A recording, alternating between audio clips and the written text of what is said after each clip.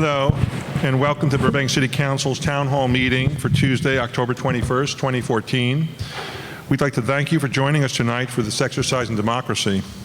City Council is committed to reaching out and encouraging citizens to participate in their city government.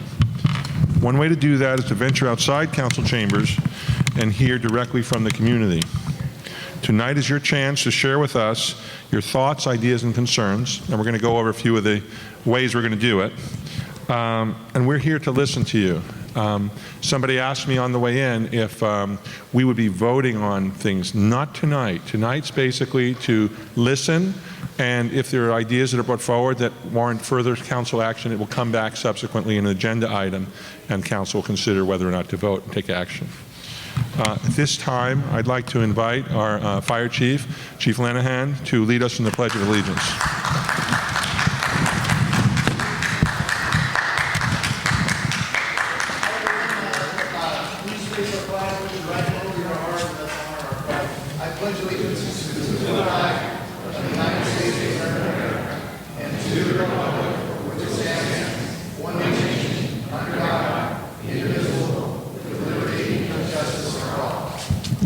Thank you. Please be seated. Thank you, Chief. Flag's always right.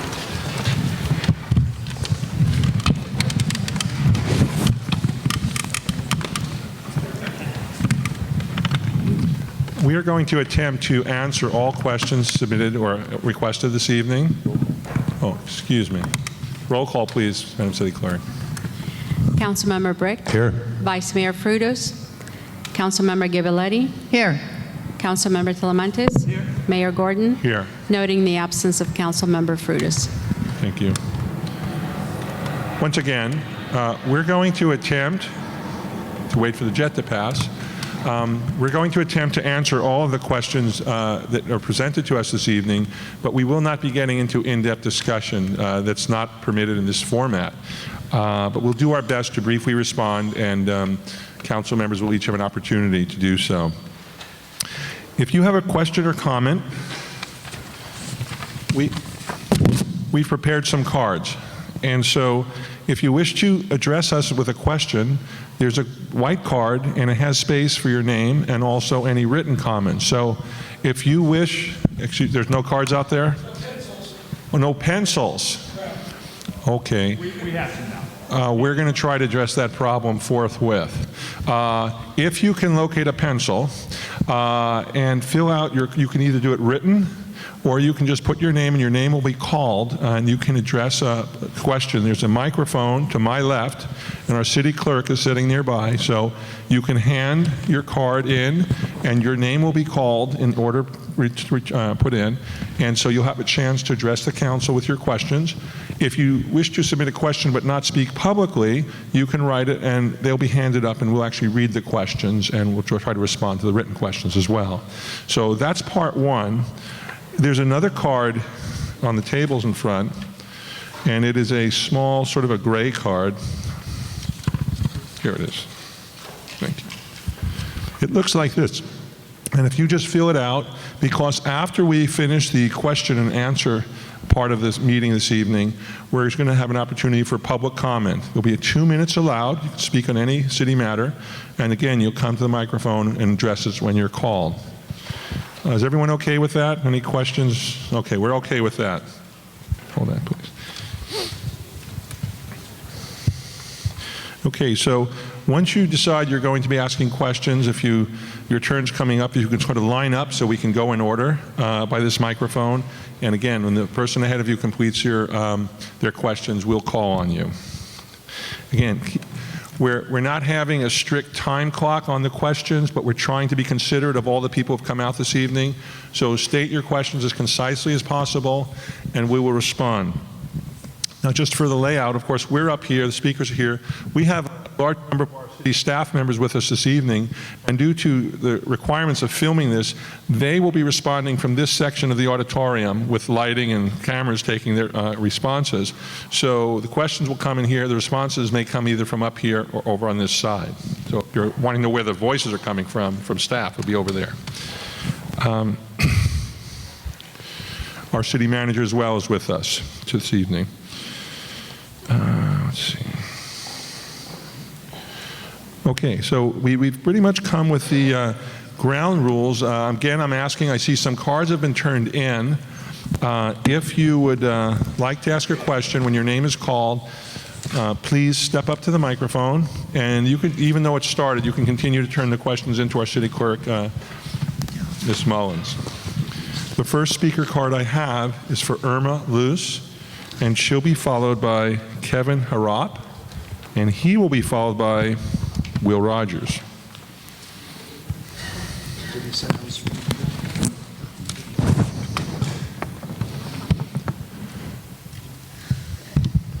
Good evening, council members. My question tonight to all of you, what progress have you made with the negotiation between the airport authority and the city for the community? Please answer. Thank you. I didn't explain. We're going to try to respond as the questions come in so we don't lose the trend of thought. Council members, anyone wish to respond to that question? I don't mind responding, but could you repeat the question? I'm sorry, I couldn't understand. My understanding of the question was what progress has been made on the discussions that the city has been having with the airport authority, I'm assuming with respect to possible development of the airport. She's indicating that's the question, Councilmember Britt. I don't know if we'd want to get our city manager or city attorney involved in that question with some of the meetings we had or stuff like that, because we serve on different things. Maybe an update from the staff might be appropriate on that one, Ms. Luce.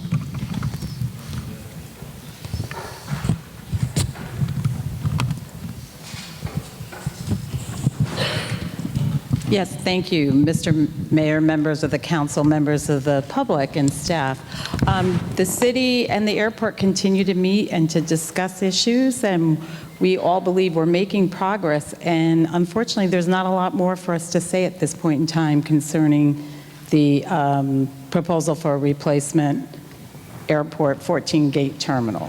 So that's all there really is to report, and the council's hoping once we reach some future date, some types of decisions between us, especially as it concerns our real property interest in the trust property and the adjacent property that's located next to the airport, that we can then make an official public announcement of what's going on. But that's really it for right now. I don't know if anyone else wants to add anything. Madam City Attorney, excuse me, could you help the public understand a little bit that this is one part of the process, that there is an environmental impact study involved here, Sure. and before any decisions are made, this will Yes. come into the public arena, and that's why we're kind of... Yes. So I should explain the whole process because maybe some people aren't familiar what's going on. So the airport authority did come in and filed applications after a visioning process that was done jointly between the authority and the city concerning a replacement terminal as well as what was called the opportunity site out on the trust property, which is right that fronts Hollywood Way. So they filed applications, and an EIR process was started about December. We did a notice of preparation. There was a meeting, and the EIR consultants have been working on that EIR. In the meantime, because the city owns property interest rights across what's called the adjacent property, which is where the proposed 14-gate replacement terminal is going to be built. We have easements over that property as well as the property next door where the opportunity site is. We have been in discussions concerning the city's real property interests. So that's separate and apart. Once the project is through, it'll go through all the normal procedures. So for the EIR, once that's a draft is done, it'll be circulated to the public. There'll be opportunities to comment on it. It will then have to be, a final EIR will be done. That'll have to be blessed and certified by the City Council to land use options that have to go to the Planning Board, ultimately to the City Council. And not only is there property interest that the City Council will be making decisions on, but also we have different approvals under state law that the city has to pass on prior to making a decision on the terminal being located at that site. And finally, if the city council was to give its blessing to a proposed 14-gate replacement terminal as been applied for by the authority, then it also has to go to a Measure B vote, and the citizens get to vote on all those different moving parts that we've talked about. So it's going to be a process that's going to take time, and we're not quite sure when when the EIR will be out or when all those decisions will be made, but we will definitely be keeping the public abreast of what is happening with the project. Thank you very much. Council members, any other comments? Just one emphasis on the process. When the time comes for that EIR, Environmental Impact Report, to be considered, no action is taken until the public has an opportunity to come before the council and weigh in with their concerns, questions, or views. Thank you. Kevin Harrop is the next speaker, and he will be followed by Will Rogers, and he'll be followed by Jamie Barton.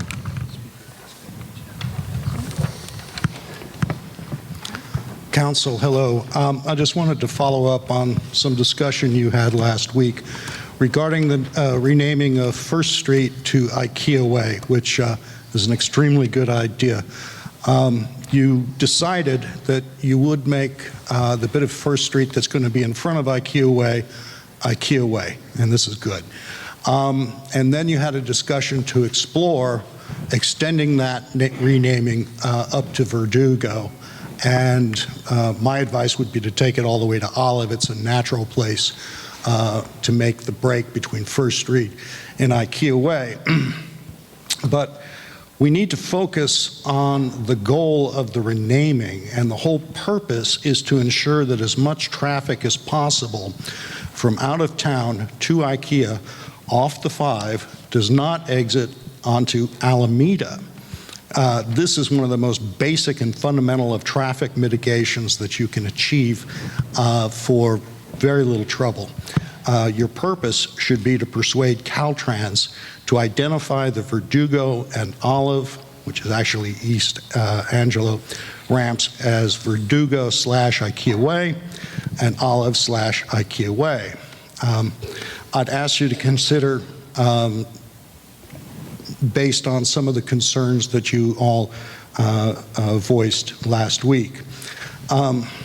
This is a years-long transition. IKEA is not going to be open for 2 years. Once the decision is made to rename First, the traffic department has all the time in the world to make the changes in the signs, not a problem. Let's see. Most importantly, there's no need that the name First Street be abandoned completely for many years in the future. Signs that read First Street and IKEA Way right above it can coexist for as long as makes sense, and you just make the decision when that would be. So that's not going to be a problem.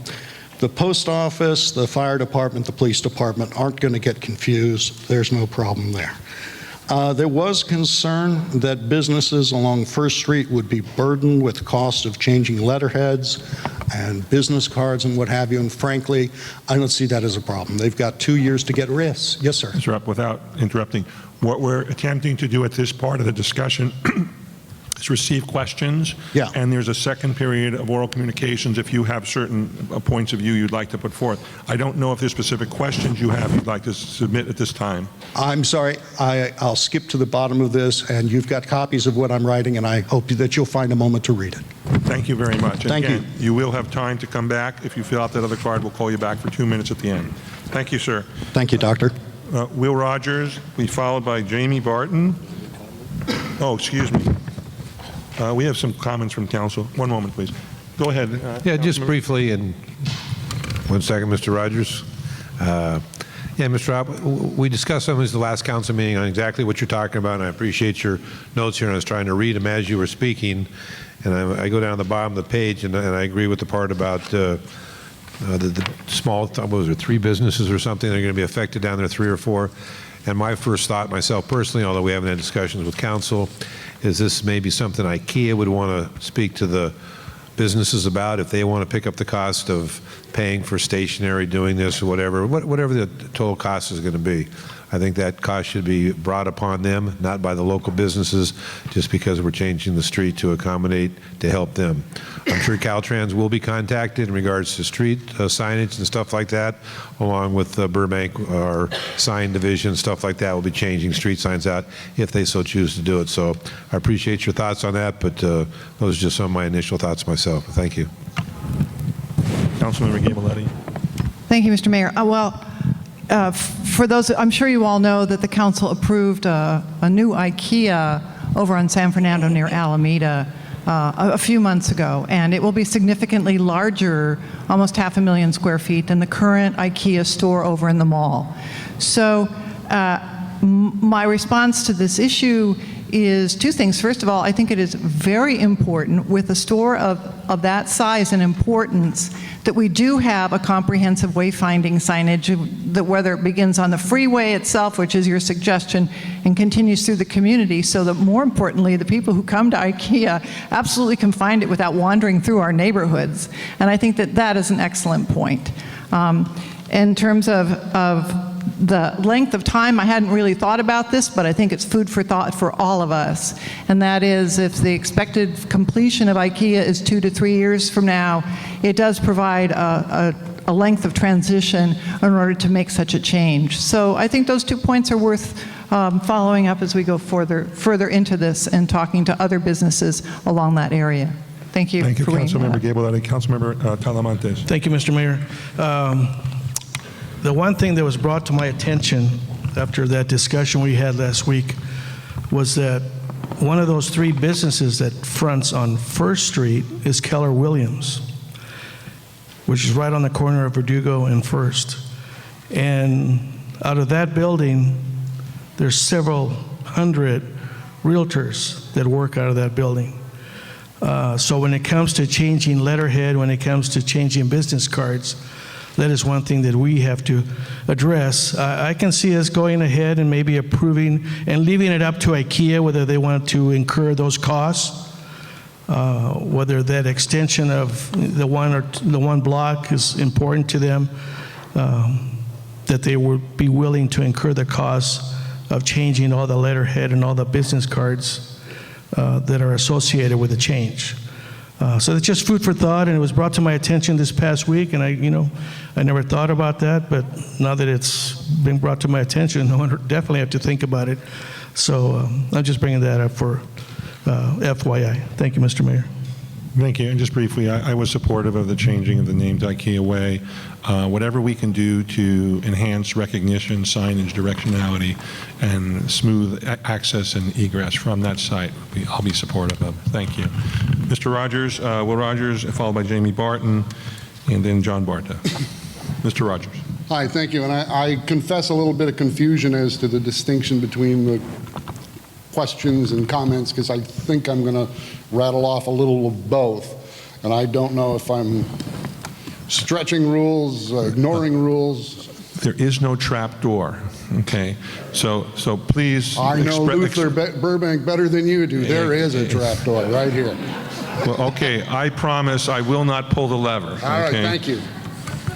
And first I want to say, just for the purposes of disclosure, I'm a city council candidate. I think people should know that so they can judge the motives or reasons behind anything I say. But I think what I have to say is pretty much consistent with what I've been saying for about 25 years. I am very much concerned about the level of transparency we're seeing these days with regard to the opportunity site development in particular. And incidentally, when council members are asked questions about either the opportunity site or the replacement terminal project, I personally would appreciate hearing first from council members so we get some idea of what familiarity the council members have with these issues. And then if you hit a wall, you go to staff. I have been in recent weeks walking neighborhoods, walking precincts, been to literally thousands of houses. In that time, I have come across one person who is even vaguely aware of the Opportunity Site project, something that in about 6 months is going to be one of the biggest fracases in town. How many times larger than Tularia is it? How much more area will the traffic involve than Tularia did? And people don't like to be surprised. You all have talked about and touted the Burbank Link or Link Burbank site. I got excited a few weeks ago when I saw a series of meetings listed for September, October, and November, public meetings to discuss the replacement terminal project, the Opportunity Site, and I went to the first one on, I think it was September 25th. It took me about an hour to find out there was only one of those very sad collection autograph shows going on. There was no meeting. The calendar had recycled from last year's schedule. Mr. Rogers? Yes. Again, I just would like to focus your attention that this particular part of the discussion is for questions. If you can phrase your point in a question, you'll have 2 minutes towards the end to come back and state anything you want as far as a statement. Okay. Thank you. So there's a time limit on one and not the other, though. What we're trying to do is to focus on questions of the community, and I'm hoping that you'll be able to craft your words into a question. Okay, I'll give you a question to start with. I'd like to know what each council member here has done personally to make sure that the public is well informed that the Opportunity Site and Terminal Replacement Project issues are coming up very soon. Next, I would also like to ask, I have now heard 2 different versions of why the EIR is on hold. One version is that there was a dispute over wording on governance. The airport's offer to change the rules of governance and whether that would be acknowledged by the EIR. The other version holds that an overall offer has been made to the city offering certain protections, including governance, and the airport is simply waiting for the city's response to that. I'd like to know which of those is true. Finally, I just want to tell you that in those several thousand homes that I've been to, the concerns thus far have been, number 1, traffic.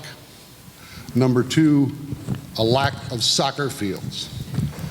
Again, not one person even aware of about 2.5 million square feet of development headed right up the road. Thank you. Thank you, Mr. Rogers. Council members, Councilmember Brick? Yeah, thank you for your question, Mr. Rogers. And just briefly, when you talk about transparency, I don't know how much more we as a council or staff could be regarding transparency. And your question about you'd like us to respond to the airport. Well, I've basically been sitting for the past 8 years on an ad hoc committee meeting group representing the city. The first 6 years with Councilman Dave Golonsky and the past 2 with Councilman Telemontes after he stepped down from council. And if you want an overlay of every meeting we went to or something like that, that'd be very difficult to do. You say you've knocked on a couple thousand doors. From experience, you've only got about another 6,000 to go, so keep up the good work. You're going to lose about 30 pounds. The people not being aware, I've said that for so many times, it's unbelievable. I mean, Ms. Forbes can tell us where they advertise about the meetings, whether it be on Channel 6, Burbank Leader. Obviously, you're familiar with the Burbank Leader, having worked for them for all those years. The different postings we make. And it doesn't matter how much we put out there. The public, I'm going to say 90% of the people in Burbank aren't even aware of the Opportunity Site, about a possibility of a new terminal down there. Your 25 plus years being in the city and stuff like that, that's how I first met you, was knocking on your door back in 2003 when I walked every single home from the airport, from Hollywood Way down to Manning or whatever the last street is down there, so I'm very familiar with that whole area. And like I said, that's how you and I basically met to a degree. We knew of each other, but so maybe Ms. Forbes can let us know exactly what type of outreach we have done, the different meetings we've had. The city has gone overboard to do stuff like this. I just don't know how much more we can honestly do, whether people aren't reading the Burbank Leader because you have to get the LA Times home delivery to get it. They no longer have it in news racks. To get the message out or the word out, I agree with you 100%. The majority of people do not know what's going on there. And whatever we're doing, I don't know what more we can do for outreach. But I'll agree with what you're saying, but the city has gone out of its way for public outreach. Maybe I could ask staff maybe Ms. Forbes, to talk about the outreach that we've done for our community meetings and different stuff like that. Thank you. Thank you, Councilmember Ricks. Other council members wish to respond? I'll take a crack. Mr. Rogers asked a question involving the EIR, the property terminal, as well as the governance. I would hope that people would become aware that there's a difference between discussions of governance and discussions of land use, which is the terminal. So there can be confusion perhaps out there, but I can assure you that every one of the council members here, and Mr. Frutos, who wasn't able to be with us this evening, and our staff is going over in very careful detail all the elements of the discussions with the council, and that includes issues of governance, it includes issues of land use, future land use, current land use, property rights that the city holds in that area. So this is definitely there, and I'm not sure where the information is getting to you or how getting to you, but I can certainly understand some confusion because it's issues of law and land use, but I can assure you that we are looking at that carefully, and I just caution that there's inherent separation between land use decisions and governance decisions. Councilmember Talamantes. Thank you, Mr. Mayor. You know, the majority, I think all of our discussions on the airport site is in closed session. So even if we wanted to let the public know, we're not allowed by law to discuss it. Anything that we are able to discuss in public, we have our city attorney or city manager and bring it to the table for discussion in front of the public at a council meeting. But the majority, if not all of the discussion, has been in closed session. So unfortunately, I can't share with you. It's not a matter of lack of transparency. It's a matter of the Brown Act and obviously the closed session rules and regulations that are put down by the state, that we can only offer the public information that is available to everybody. And once we decide that it's going to be out there for the public to know, then it's going to be available. But we can't tell you what we've been discussing in closed session, unfortunately. Thank you. Thank you, Councilmember Talamantes. Councilmember Gabeletti. I think, Mr. Rogers, a lot of this has been covered by the other three, but I wanted to say a couple of things about what you raised. You gave us some very constructive information. For example, I know that from the beginning the traffic has been an issue, and from the beginning we have said, and so has the airport said, we don't want to do something that's at the expense of the community. I think that all of us are aligned with that in mind, and I hear your concern very clearly.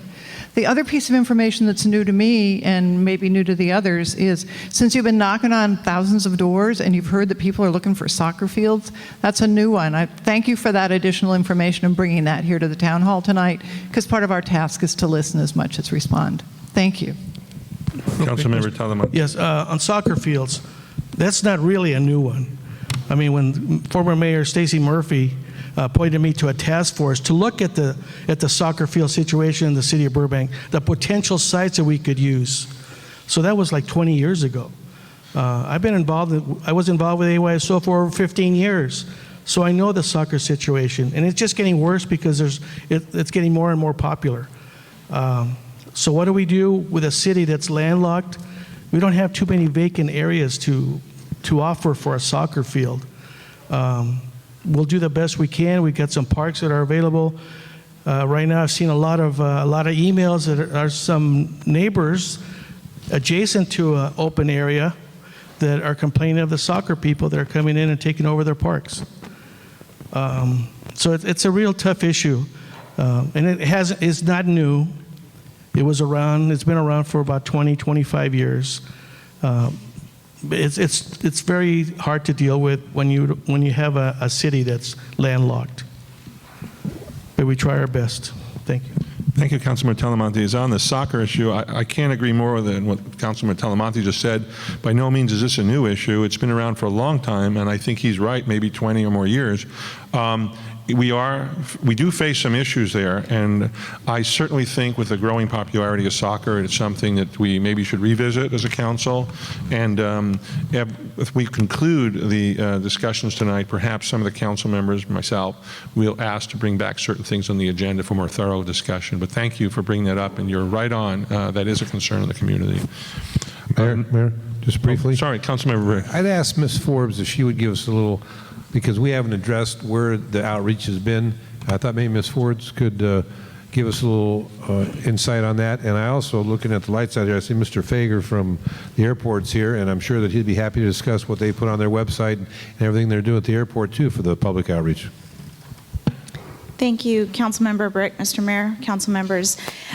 Yes, as Mr. Brick mentioned, we, of course, do a lot of outreach and a lot of advertising for projects. As Ms. Albano mentioned, we're in a holding pattern right now, so that's why the public hasn't heard a lot from us doing more outreach on when the draft EIR might be released, that kind of thing, because we're in a holding pattern right now while we're having ongoing discussions with the airport, between the city and the airport. But prior to that, we did citywide mailing for the visioning process that the airport and the city jointly did together regarding both the replacement terminal site and the potential opportunity site. Also, when we invited people to meetings, we allowed them to join a mailing list, and so when there are future meetings or updates, they are included in that mailing list. And we created a website, linkburbank.com, and that allowed people to access information just about the opportunity site, but also the 540 acres surrounding the airport, which has great potentially for workforce training and other items that we are looking at in that area. So so that's just a couple of the methods that we do. Of course, we do direct mail noticing to everyone within 1,000 feet of the site when there's another meeting on the area, but that's in addition to all of these other methods of advertising. Thank you, Mrs. Forbes. We're going to go on to the next questioner, is Jamie Barton, and followed by John Barta and David Spell. Ms. Barton. Thank you. Good evening, council members and Mayor Gordon. My name is Jamie Barton, and I am not running for city council. I am here as a concerned citizen, parent, on behalf of the safety of our children in terms of the morning drop-off, specific to Luther, but I know there are some of my friends and colleagues in the audience that have children that go to Bret Harte and other middle schools and so forth in the area. And I know that I am not responsible, nor anybody here, for the outlandish and dangerous maneuvers that I see every morning out here at Luther at the morning traffic drop-off. And I am here just to ask if you would consider eking out a little bit of budget, and I'm thrilled that Chief LaChasse is here too, that you maybe consider another officer in the morning. Now, case in point, that is maybe a bigger ask, because I'm asking specific to Luther, but then what's good for us is also good for the other schools in the district. I get it. But just hear my question as, is there a way that we could have one additional motorcycle officer, or maybe a plant car? I can't remember the name of what, that you just put a cop car there with nobody in it, just to, you know what I'm talking about. So anyways, that's my question, if you'd consider eking out budget for that. Thank you, Ms. Barton. Councilmember Gary Brick. Thank you for your question, and I'm very familiar with the problem down here at Luther Burbank with the sidewalks that we recently put in, and I hope the residents down here are enjoying the new sidewalks. I'll give you a prime example. I remember working with Mr. Ken Johnson, who's here, our traffic engineer, And I think we changed the street sweeping days across the street there, Mr. Johnson, maybe just a nod of your head. Yes, we did. At one point about 2-3 years ago, at whatever day it was, Wednesday or Thursday, they said between 2 and 4 street sweeping. So what we did was we took that sign down and we changed the time for the street sweeping so cars could park directly across the street here from Luther Burbank. So that opened up probably a dozen spots or something like that. So in regards to the picking up the kids, you're going to find it at every school in Burbank. I live on the hillside, and I kick myself in the rear when I go up Walnut or Bethany or something like that during when the school's breaking or something like that. The biggest problem is the parents. It's not really the kids. The parents are double parked and stuff like that. So the schools maybe should be telling the parents not to be doing stuff like this. Now, at the beginning of the year, I'm very aware that we have motors at every single school, and Chief LaChasse could testify to that, but we can only do it for so long. I can't tell you how many schools we have in Burbank. There's quite a few, but to sit there and put a motor officer at every single school in the mornings and in the afternoons would probably be cost prohibitive. So maybe the chief could highlight, or after council, maybe something like that. But we have that problem not only at Luther Burbank, but at every school here in Burbank. Thank you, Councilmember Brick. Other council members wish to respond? I'll do one. I haven't asked the chief lately if there are any police cars he has that he can station without anybody in them, and I would hazard to say putting a dummy in the car.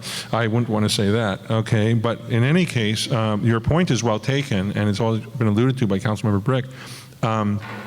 In different parts of the city, we've looked at additional stop signs. I believe we have a significant number of crossing guards, and I think it is a very worthy topic to review. And I would hope that maybe we can either take an assessment at least, maybe at least observe so we have some official numbers, because it's hard just the anecdotes of what's happening, not that I question them, but if we can maybe put it into some concrete facts what's happening, and then maybe we can come back to the council and maybe take some more specific action. And there may be some funding somewhere for additional safety for our schools. I know there are certain grants for infrastructure improvements. I don't know if there are additional resources for actual boots on the ground, so to speak, to help. But thank you for your question. Councilmember Talamantes. Thank you, Mr. Mayor. So let me get this straight. You're asking for a ghost officer to be inside of a police vehicle. That's Halloween. Now, have you gone before the school district and made this request as well? I would recommend that you would go to the school district when they meet and ask them your concerns, state your concerns, and ask to see what they can do. Maybe they can hire a couple more security officers, safety officers, supervisors that are strictly appointed to take down license plates that are breaking the law, in essence. And maybe we can post them in this school newsletter and say, these are the vehicles that we've noticed that are not following the rules and regulations. Is this your vehicle? But anyway, I would recommend that you go to the school district as well and voice your concerns. Thank you. Councilmember Gabeletti. Mrs. Barton, thank you for raising that tonight. Part of me says, we need traffic school for the parents who drop their kids off in the morning, too. I'm sure everybody's hurrying and trying to get their kids to school and then head off. But I will share with you, a few years ago, our traffic commission did partner with the principal of Burroughs High School and our traffic engineer, and it took some time, but they looked at the area around Burroughs High School as a kind of broad campus with cars coming and going, and based on that view and analysis, they came up with a new scheme for the streets and the crosswalks and how to paint them and what to do in order to make it safer for everybody concerned. I think in addition to the school, as Councilmember Talamantes says, and that's clear, I think a clear and sound recommendation, we also have a traffic commissioner here tonight. I don't know if he's going to identify himself or not, but he raised his hand and he's right behind you, about 4 seats. He stood up. He's identified. Mr. Harap, I'm just going to finish my comment and then I'll turn it back to the mayor. But there has been effort in the past, both at our private schools as well as our public schools, to look at the patterns of traffic around the schools. So I think that we would welcome further information. Thank you. And again, just my perspective, I think any sort of traffic enforcement is first and primarily a responsibility of our police department and traffic engineering people to make sure it's done properly. And your question has not gone unrecognized. We will consider this further. Next speaker is John Barta. Oh, excuse me, Chief. Just to amplify on the response, at the start of every school year, we redeploy all of our officers to go to each and every school, which is really a cumbersome effort, but we think it's well worth the investment. And we don't necessarily want to write tickets. What we want to do is ensure that everybody understands what the law is. So what we do is start to educating folks, and then if there's not change in their conduct, then we'll start to cite. If there's a school that is particularly problematic, then we will make repeated visits to that school. Now, we generally operate on the basis of complaints, so I'll give you a telephone number, everybody in the room here, for a traffic problem. It's 818 area code 238-3100. Again, that's 238-3100. That's the Traffic Bureau. And what we do is we keep track of all the complaints, and what we'll do is then revisit those locations. Also, we rely upon our crossing guards and school officials to inform us of particular problems. And I'm really not aware of any school that's really jumping up right now. I know there are issues from time to time, but again, we look at what people are telling us out there. That doesn't mean you should go out and try to get your friends and neighbors to call a bunch of complaints. But we're there to protect the kids. We're there to ensure that the law is obeyed. So our first effort is really the prevention of a problem by educating people. But if you think there's a traffic engineering problem or somebody that just doesn't get it and is not paying attention to the law, then call that number I gave you and we'll take care of the issue. Okay? Thank you, Chief. And the buck does stop there. Okay. John Barta was the next speaker, and he'll be followed by David Spell, then David Cantu. Mr. Barta. Mr. Mayor and council members, thank you for being here tonight. My question addresses an issue that first raised about 6 years ago. I understand that the Boys and Girls Club in town, great organization, had funding from the state and was given permission, actually had plans to build a facility on park ground, and that the funding fell through, as I understand it. But the idea is surfaced again, and so my question is, what are your feelings about private nonprofit building an actual facility on park ground? Thank you, Mr. Barta. Council members wishing to respond? Councilmember Brick. Well, I know we're in the early stages of a discussion with Park and Rec and the Boys and Girls Club. I know they were looking at the site over there on Thornton, not Thornton, trying to think of the name of the park. Judy, you could probably help me. Well, yeah, Lundigan Park. But it's in the early stages. I know that originally they wanted to go there, but it was going to go before the park board, and there was a lot of discussions there. So it's early stages. Nothing's come before council so far, so it's something that we'll have to look at. And, you know, it's a nonprofit. They do great work there. They've kind of outgrown where they currently are, that old fire station over there on Buena Vista. So we're in the early stages of looking at something, and it's in the near future possibly, but I don't think it's right on the tip of our tongues right now, but something will be addressed in the near future. Thank you, Councilmember Brick. Any other comments? Just one thing. I'm also aware of the discussions going on about the possibility of siting the Boys and Girls Club new facility at a public park. I think there are a number of issues. On the surface, it sounds very nice. However, we're very limited with the availability of our park space in our city. We're landlocked, so to speak, and we're built out in lots of ways. So we don't have a lot of open range, and we can't raise buffalo. I mean, we have very limited space, and we all prize the open space we have in the park space. So I think it warrants discussion. But at this point, from what I know, I'm very protective of the limited park space we have for the general public. So, but thank you for raising that question, and that will be discussed further. Councilmember Abel-Lenny. Right, Mr. Barta, couple of things then in my perspective on it. First of all, if any of you have ever been over to the Boys and Girls Club, you know that it is bursting at the seams, and it is particularly busy during the summer, and it never turns a child away. So it affords in our community opportunities for kids who often don't have any other option. Their parents don't have the money to have a recreational program. So it's absolutely an amazing group of people. Several years ago, the proposal was to use redevelopment money to build a facility, and subsequent to that, redevelopment went away, the funding went away. I think what has impressed me this time through the effort are a couple of things. One is that it's funding that would be raised privately and wouldn't involve city funding. And I also think it involves a continuing discussion with the city about joint use, so that if any facility is considered, that it also be made available to the public as well as an operation of the Boys and Girls Club. We have done that on other city properties with the joint use, and I think that that's probably a good model to look at. We have a lot of people to hear from on this issue, but I don't think any of us would argue the point that the Boys and Girls Club is really bursting at its seams, and now, through their own board of directors, have initiated fundraising to help pay for their own facility. Thank you. Thank you, Councilmember Gabaletti. Councilmember Talamonte. Thank you, Mr. Mayor. You know, I can see a correlation between the Boys and Girls Club situation that they're having in regards to not turning any kids away with AYSO soccer. They don't turn any kids away either.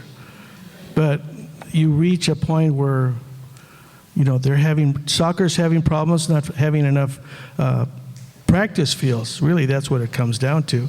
They've got an area for games, but their big problem for any soccer organization is practice fields. It's kind of like the same thing with Boys and Girls Club. They need a bigger facility because they have so many kids attending, which is very successful, which I'm very proud of that, that they have that here in Burbank. But the same situation. They need a new location. It'll be larger. It accommodate the kids that they currently have and future successes they will have down the road. That's a tough situation, you know, and we just talked about not having enough field space. And the discussion is possibly of building a building in some of that green space that we have. So once again, we face the situation of what do we do? Thank you.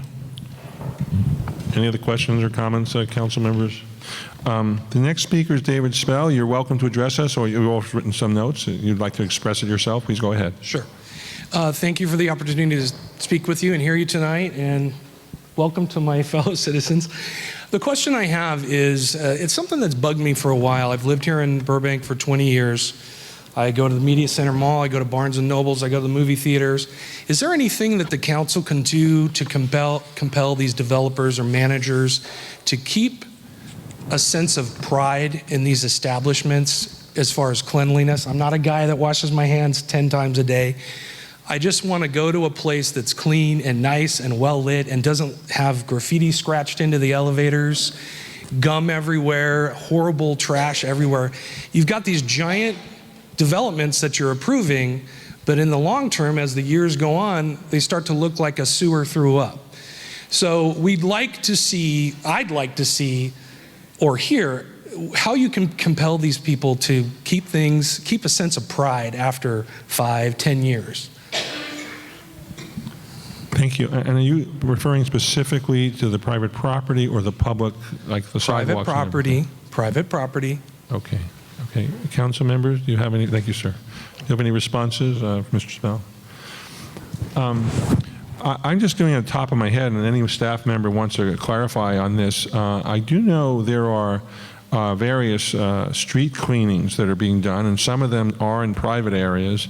I know we have some issues in maintaining our public parking facilities. I don't know if there's any member of staff who'd like to comment on the responsibilities of businesses or developers or whoever in maintaining your own property to a certain standard. Do we have anyone from staff who might be able to address that? Ms. Forbes? Thank you. Sure, thank you, Mr. Mayor. You're right, a lot of our standards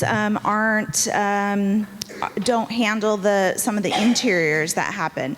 They're the public-facing view of a private property. So the exterior of the building, if it's deteriorated or dilapidated, we do have codes about that, and we can enforce on those codes. Signs falling down or portions of the exterior building. Of course, if it's a safety concern, something happening in an elevator, that's a safety concern we can deal with. But not a lot deal with some of the interiors where people might scratch some graffiti on the interiors of buildings. But I can certainly look into that further and see if that's something. And then you mentioned those that we have approvals for or where council gives special authority for. Maybe there's something we can include in those agreements where we specify a certain level of cleanliness or appropriate look to the interior. We can certainly look into that. Councilmember Gabeletti. Well, I think Mrs. Forbes is speaking to the pride of ownership or the management of pride of ownership that you're raising as an issue over the long term. She said that we have a downtown business improvement district, and they do have a provision for cleaning sidewalks and getting rid of the gum and doing things like that. From time to time, it's brought to our attention as council members, and we have our community liaison officer who's out here somewhere. There he is, Mr. Kramer, way in the back. And he has been an absolute steady conduit of problem solving in our community for the kinds of things that you describe. I would also say that we have a very good graffiti busters group that works with our city and goes out and paints out graffiti if you see it. As Mrs. Forbes said, if it's on a private wall or something facing a public street, it's taken care of. It's an amazing service, and I don't know whether tonight we provided all those referrals, but I know Mr. Kramer probably has a few cards with him. Our staff, I think, wants to manage the pride of ownership in a way that you would like to see businesses continuing to support. We had a situation, maybe more than a year ago, where someone brought to our attention a problem in one of the parking lots downtown that's not ours. And a call was made out to the property owner wasn't aware of it, and they fixed it. So I think instilling that kind of pride of ownership is what I think you're asking about, and there are a series of ways of getting to that point, including talking to owners themselves. Thank you for that. Councilmember Talamantes. Thank you, Mr. Mayor. Mr. Spell, my wife and I were having that same conversation on Sunday as we were parked up on 3rd Street and walked down to the AMC Theater to see a movie. And I'm thinking, I'm asking that question, is the city responsible for the cleanup here on AMC Walkway, or is this private concern? But I am, as a resident, I'm telling my leaders here in the community that I'm finding a complaint that is very dirty down there in the AMC Walkway. And I just had that same question in conversation. I had that with my wife as we were walking down to the theater. I'm not quite sure who handles that area. And at the same time, you've got to remember that over the years, properties are transitioned, sold and resold, so new ownership takes effect. The people that were working at the time that maybe put that deal together are no longer with the city. It's unfortunate because somebody should be on top of those issues, especially when it comes to cleanliness in our downtown area. That's what I was focusing on because of my little walk on Sunday. But it's got to be brought back to bring it to somebody's attention. Oh, by the way, but whatever we can do, I'm going to go ahead and do. Thank you for bringing that up. Councilmember Brick. Yeah, just to piggyback on what they said.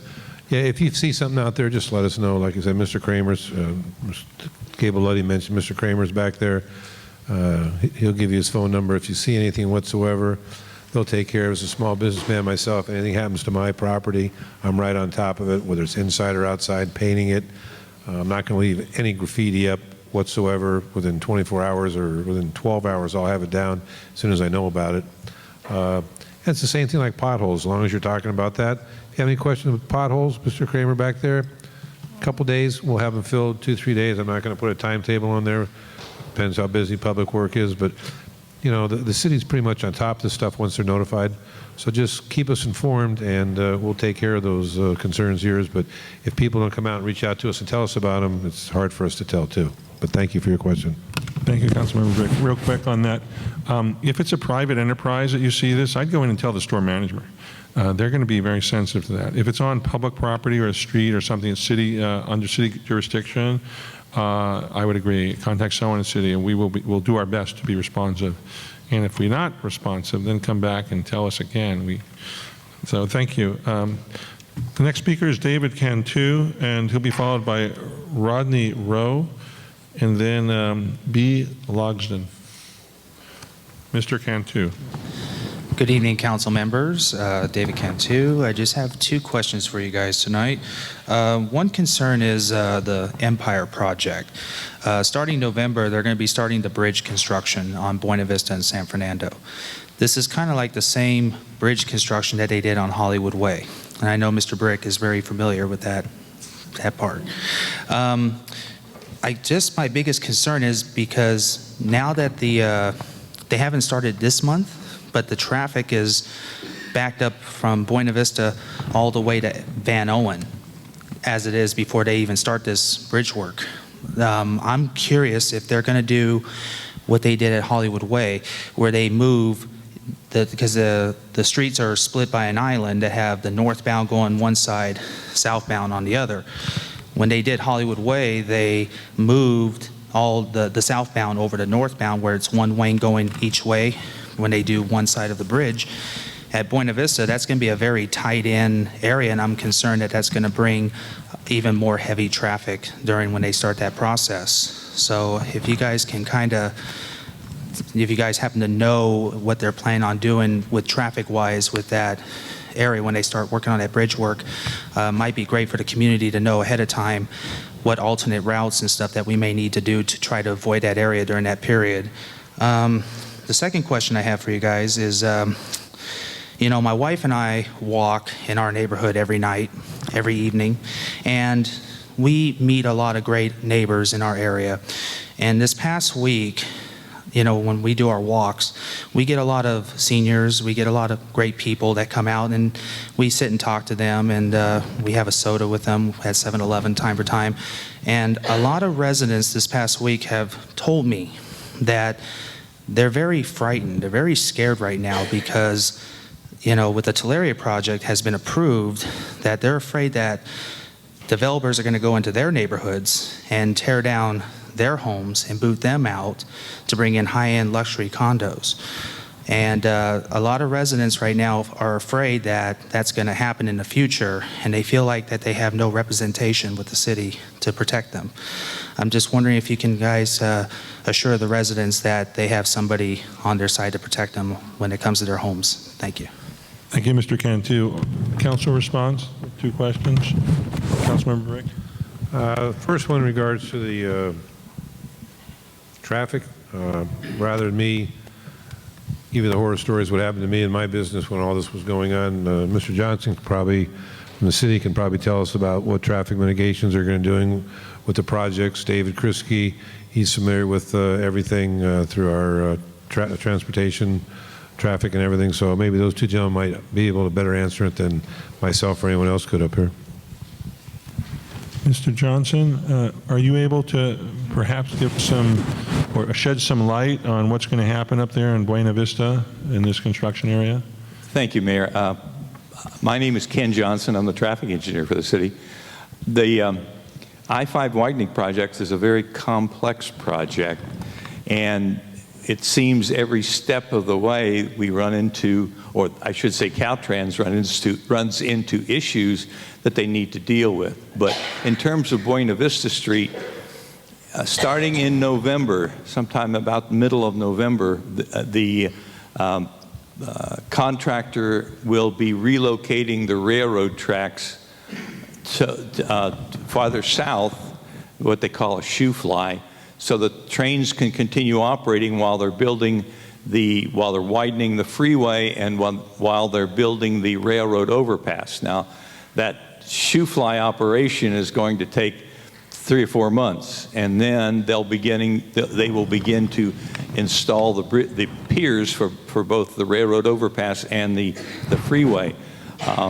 One of the complexities of this project is for example, Caltrans wanted to pound these posts into the ground, which would have been very, very noisy.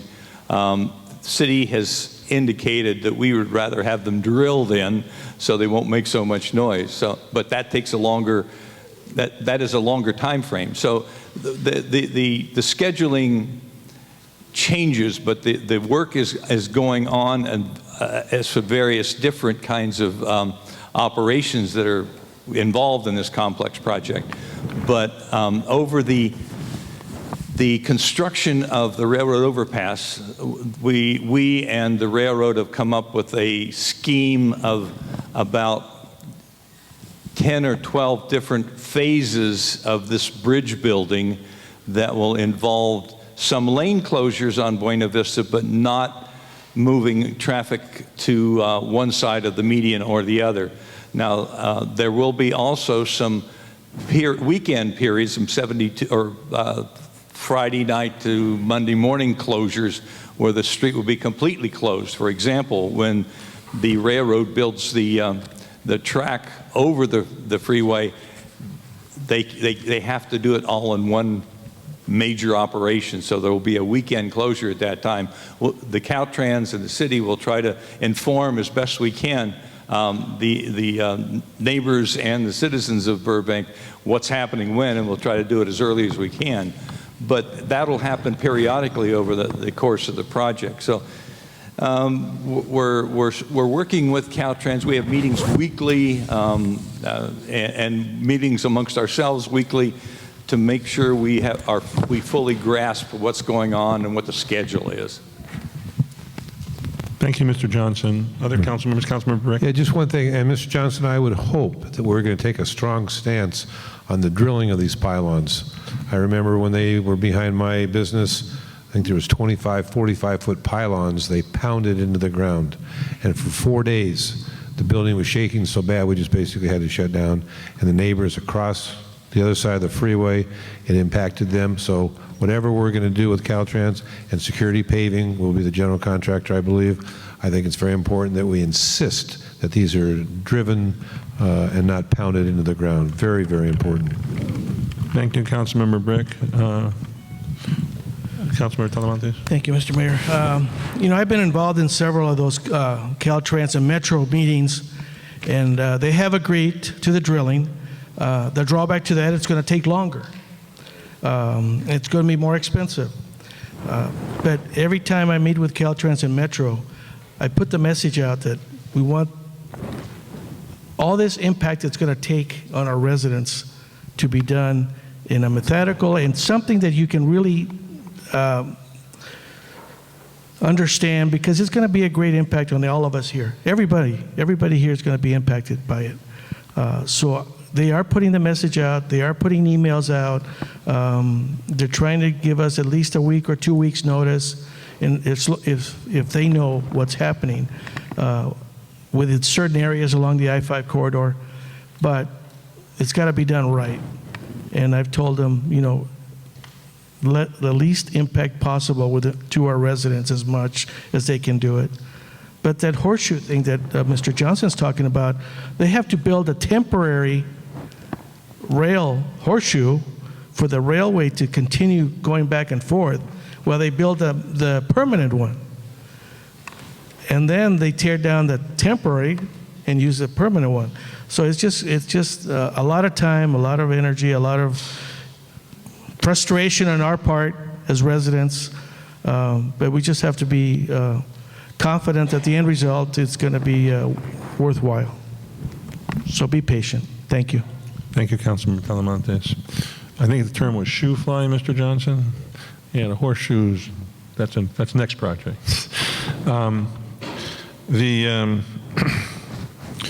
I hope that addresses the question and concern to some extent. As far as the other question you had about development and people's concerns, I think everybody in this city should be concerned about overdevelopment, overdensification, traffic impacts. And I think everybody in this community, if to the extent they're able to, should get a grasp that there's something called a general plan. And the general plan is sort of an overarching document that all projects, when the council makes the discretionary decisions, all projects must be consistent with, because that's an overarching guidepost for city development. And our current general plan, which is referred to as GP 2035, goes for quite a number of years in the future. And we know things change, and it affects all of our lives. There's probably nothing affects our lives probably more directly than the actions of local government. We have the federal and state, but it's the local government. In our collective wisdom up here, and you take it how strongly you want to use the collective wisdom, we do our best. But the fact of the matter is that the general plan is important. And I want to emphasize, it's not the Bible. It can be revised, it can be modified, and it should be revised and modified when our community, when our citizens' needs and concerns change. So I appreciate that question very much.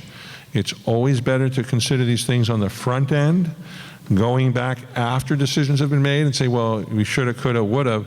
Yeah, but you got to do it on the front end. So don't wait till the bulldozer's on your street plowing something down to say, hey, it's not right. You've got to be aware as best you can. And when projects come forward, try to understand what they are. And please, I'm certainly open at any time to members of the community if there's something that's not readily understandable because it's so wrapped in land use law or something. If I don't have the answer, I'll direct to somebody in our staff because that's theirs, professional training. So I hope that addresses the question in a general sense. Thank you. Next speaker, unless there's other council members, Rodney Rowe. That's fine. Thank you, sir. Mr. Rowe has written down, what is being done to have a dog park in Burbank? Did I miss you, ma'am? Did I go past you? No, I'm after him. Oh, okay. I'm sorry. Do we have a brave volunteer who would like to address the, if something on the issue of dog park? Ms. Wilkie, do you have some pearls that you can share with us? Good evening, Mayor Gordon, members of the council. Judy Wilkie, Park Recreation Community Services Department. The Park Board has been looking for quite a few months at various sites to locate a dog park. Recently went to the City Council. It's been something that's been of interest for over 17 years, I believe, in this community.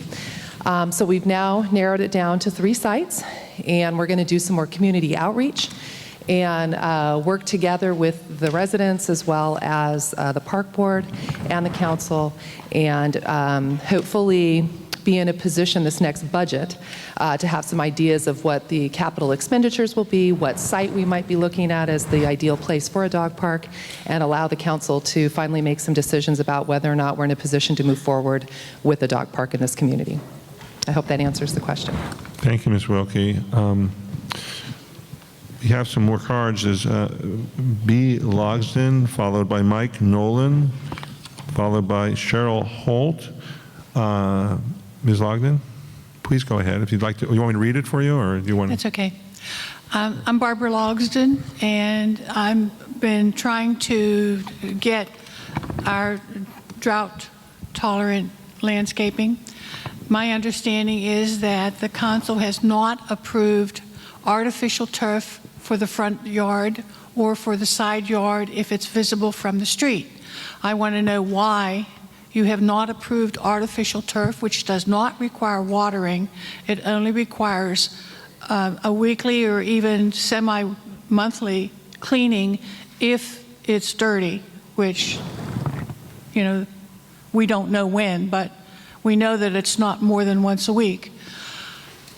So that's first question, why is it not approved? And second question is, since it is, number one, a guarantee for a minimum of 8 years and up to 15 years, when will artificial turf be approved for the credit on the front and side yards that are visible from the street?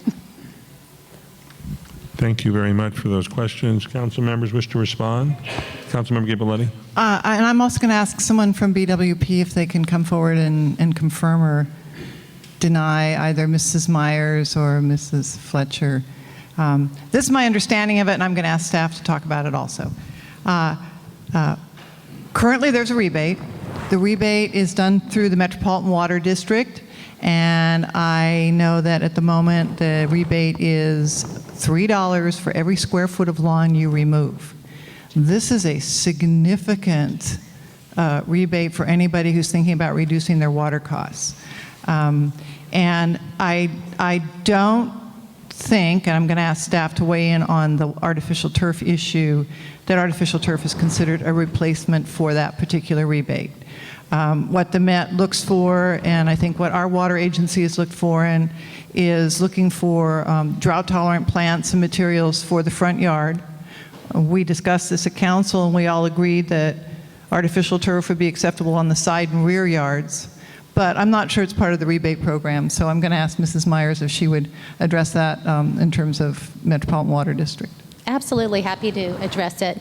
Jeanette Meyer, I'm the marketing manager with Burbank Water and Power, and we do have a rebate program. It was just approved a couple months ago with our city council for rebates for artificial turf, as well as we've had the program for the Go Native drought-tolerant plants for about a year and a half, 2 years.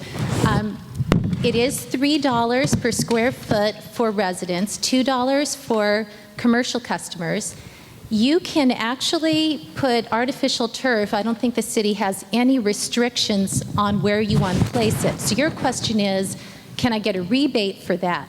You can get a rebate for backyards and side yards that are not visible from the front. That's the current policy just on the rebate program.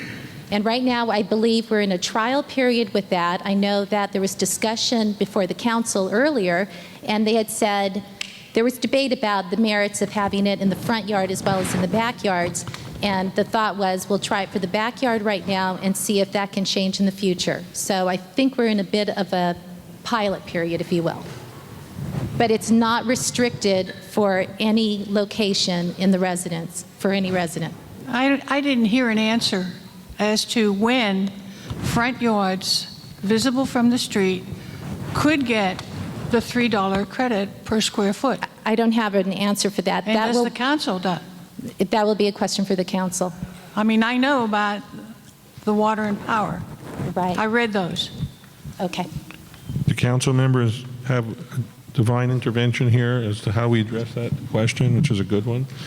I can say I certainly don't know. That's, I believe Ms. Myers is correct.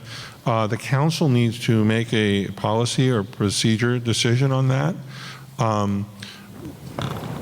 There are mixed opinions on it and mixed reasons. There are some people that think that's a great idea. Some people prefer not to have that in their front lawn. And again, there are pluses and minuses. I think that what will have to happen in our way of making decisions here is for you to continue to persist, and others who have your same point of view to express them to the council and generate support for this type of thing. And I think that's how it happened in the rear and side yards. It wasn't overnight, it was a process. So I know it's sometimes frustrating. We want to do something we think is compliant with the direction, but I don't know that the council as a body has yet entertained specifically that question. But other council members, perhaps they would wish to bring it on an agenda item. We'd certainly welcome that. And I should say we have Councilmember Frutos who's joined us, so I can't quite see him over there, but Councilmember Frutos, please feel free to jump in. Would you like to tackle that one? I'd like to see if we can get that on the agenda for discussion, Mr. Scott. And I also like to apologize to the members of the public for being an hour late. I just got off work, and it was just one of those things that I apologize for being late. We'll excuse the tardiness, even though we're in a school, we'll excuse the tardiness. But, and Councilmember Frutos has just requested, and he has the right to do so, to place that item on the agenda. I don't know exactly when it'll come, but if you perhaps leave your name with somebody in the city, we'll try to notify you in particular, let you know, and there'll be more of a discussion or report to the council on the feasibility of that. I hope that addresses the question. Okay, thank you for your time. Thank you. The next speaker for a question period is Mike Nolan, followed by Cheryl Holt, and then James DeLay Farrow. Mr. Nolan. Mr. Mayor, members of council, Mike Nolan. Very glad you could make it, Bob. Thank you, sir. I'm very troubled by something I got in the mail that cost us a lot of money. It's called currents. I try to keep track of the council best I can for quite a few summers now. And there's a beautiful depiction here that says landscape watering no more than 3 days, and a big yellow box. It's the law. But at the bottom of the page it says 1 day a week watering, November through March, Saturday only. Now, I listen to you all, and I listen to staff presentations, and I read the best I can on the stuff that's promulgated to you. But I don't remember you ever having a discussion that something occurred that we would change from 3 days a week of watering down to 1 day, and it has to be on Saturday only. I'm old enough to remember where you got to take showers and baths on Saturday as long as the hot water held out. But I didn't know this applies to your yard. I really believe that this is a mistake. And the question I have is, how does this sit with the people of Burbank who have been cutting back? It's measurable. The people of Burbank have done a great job, but we aren't thanking them. We want to punish them. We raised the rates, and now we're going to stick it to them again. And one of the excuses for raising the rates was consumption was down. I wish you'd explain, how did this happen to us, and how did they explain to you? Did they say, we're going to invoke this law? Well, guess what? The law's been invoked before, but to my knowledge, it's never been down to 1 day a week. I hope I can get a response from all 5 members of council, not from the staff, but first from you. How did this happen to us? Thank you. Thank you, Mr. Nolan. Council members wish to respond? Councilmember Brick. Yeah, I'm not familiar with that current magazine you had, Mr. Nolan, but I am familiar with hearing recently about the 1 day a week on Saturdays, and I'm not 100% sure on that. And you want to hear from council, we'll let everyone weigh in, and then I'll have staff answer the question for me. That being, even currently on Tuesday, Thursday, and Saturday, when you can water, it's for 15 minutes at each station or something like that. But to my knowledge, you can water freehand 7 days a week if you wanted to, okay? So it's just the stations that are for 15 minutes. Whether or not this is going to carry over until the 1 day only on Saturday, but you'll be able to water by freehand, just out there, maybe talking to a neighbor as you're watering your front lawn or something like that. I would imagine that will continue on. So I think that Saturday bit is strictly for the 15-minute cycle for each section that you have watering for your irrigation around your house. Thank you, Councilmember Brick. Other council members? Councilmember Frutos. Thank you for your question, Mr. Nolan. I also read it when I got my brochure magazine in the mail, and I don't remember discussing 1 day a week. I remember we discussed the 3 days, but not 1 day a week after November. And I'll wait till all the other council members so I can ask staff about that 1 day. Thank you. I was informed of that by members of the public. I haven't yet. Maybe someone's calling on it right now.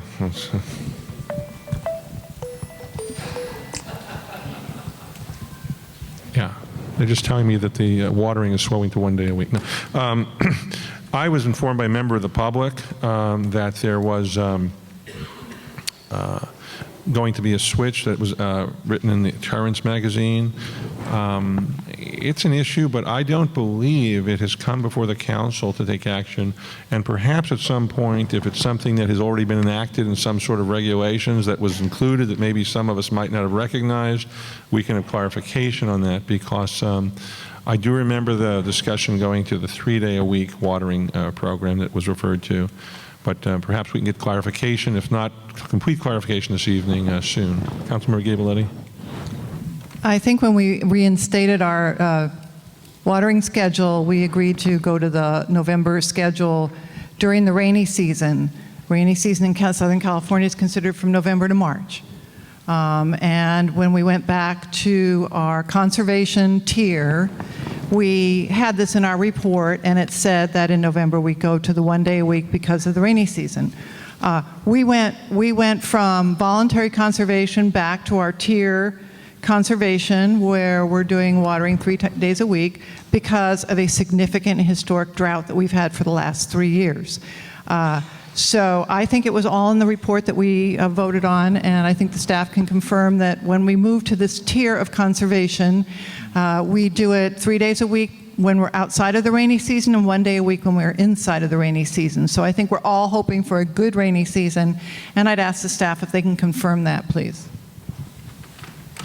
Do council members want to comment further before we hear from staff? No?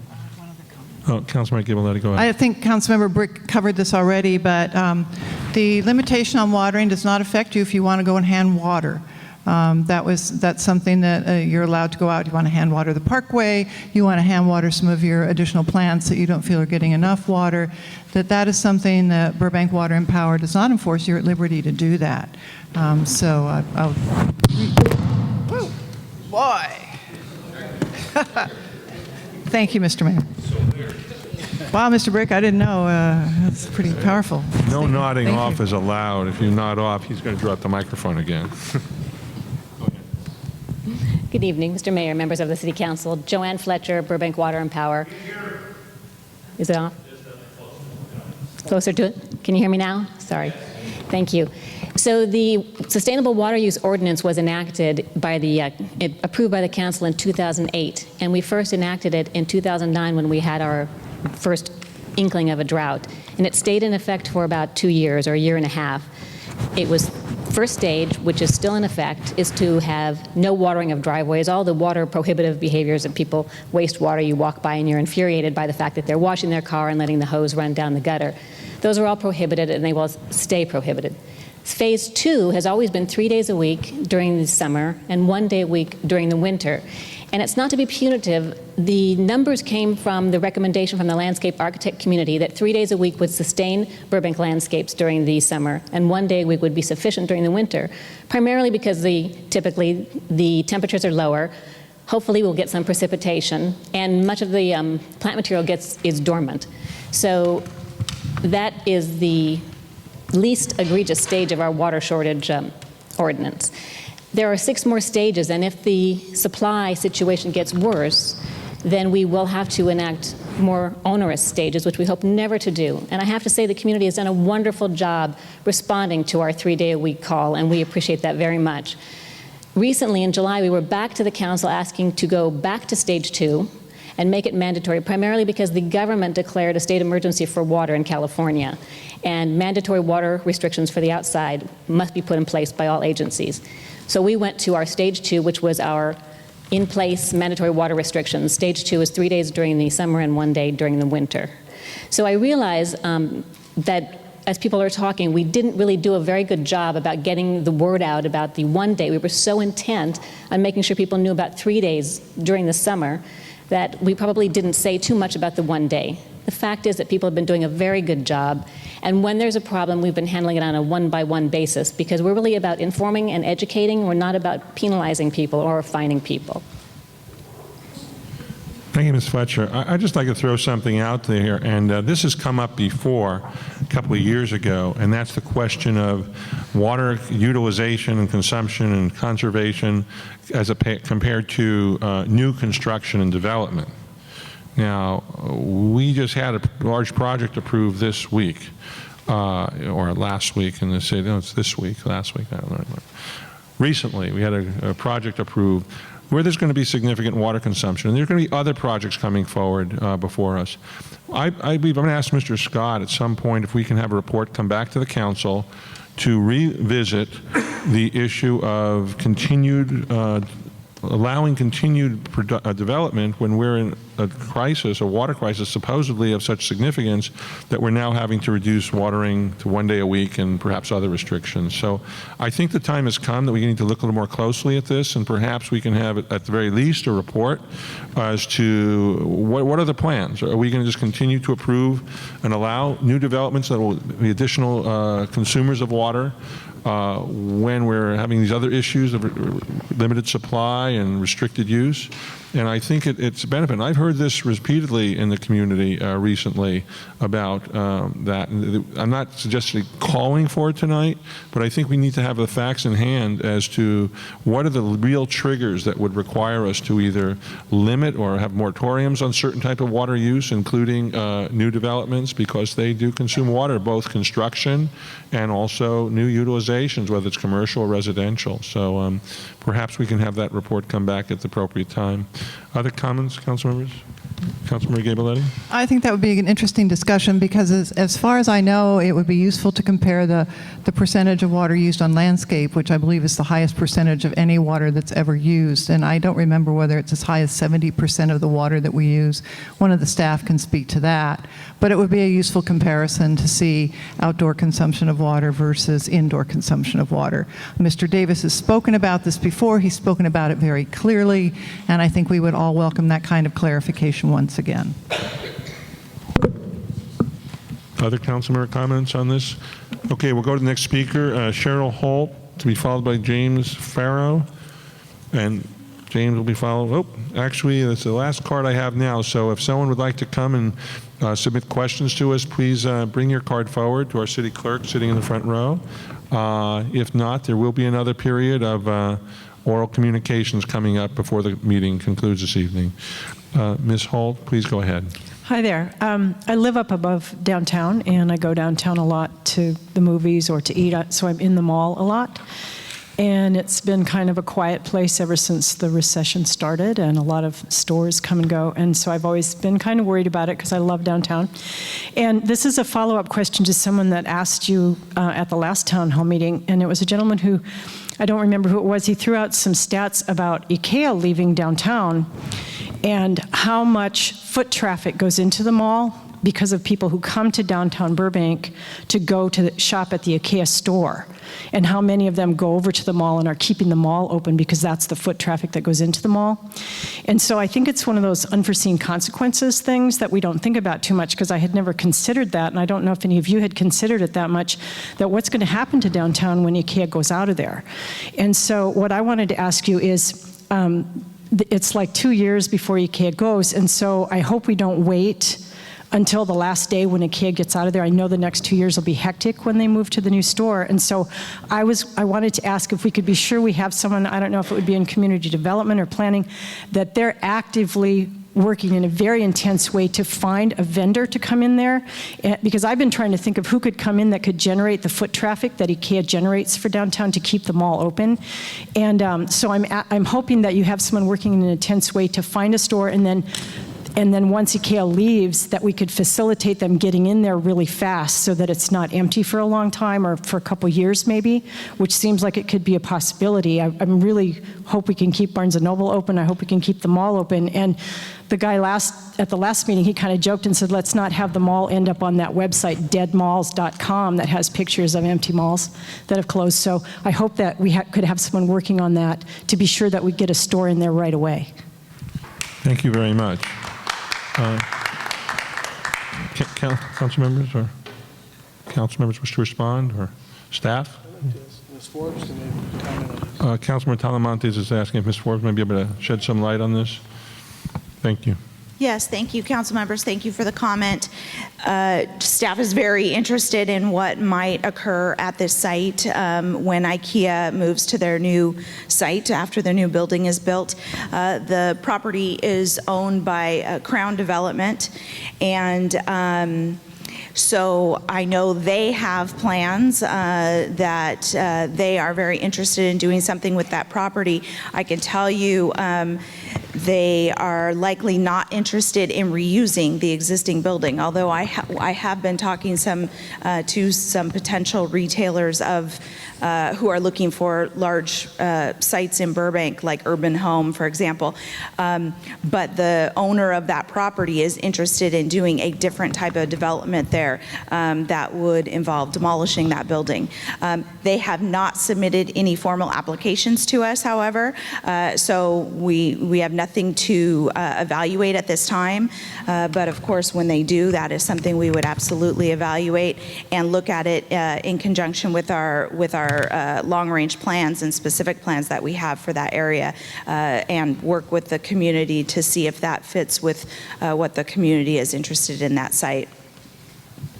Thank you, Ms. Forbes. Other council member comments? I would just echo what a lot of what Ms. Forbes has said.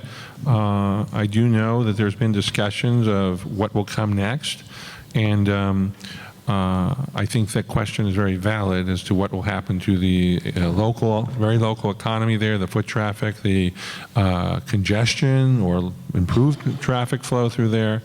There's a lot to be looked at. I suspect that'll be a very involved process with environmental review, and I urge you to keep your concerns and your good questions at hand, and when that comes back before the council, that would be the time to come in with specific, when you actually have projects that you could actually look at and see if they address what you understand to be the issues in there, because we appreciate that. That feedback is very helpful in the decision-making process. The next speaker is James Farrow, and Mr. Farrow,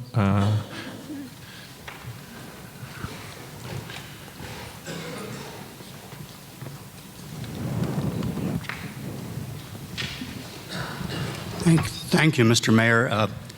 My question is there something we can do to improve the safety of pedestrians on the sidewalks and the crosswalks,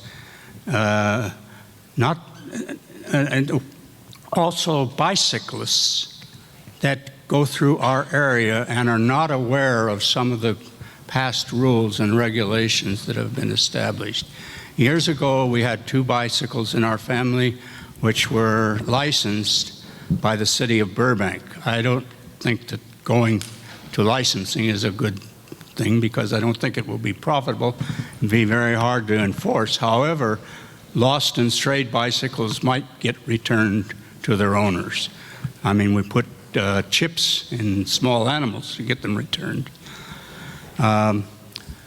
The bicyclists, many are not Burbank bicyclists. They're coming through the area, and they have no concept of what our rules and regulations are, such as walking the bicycle through the crosswalk at a busy traffic light intersection.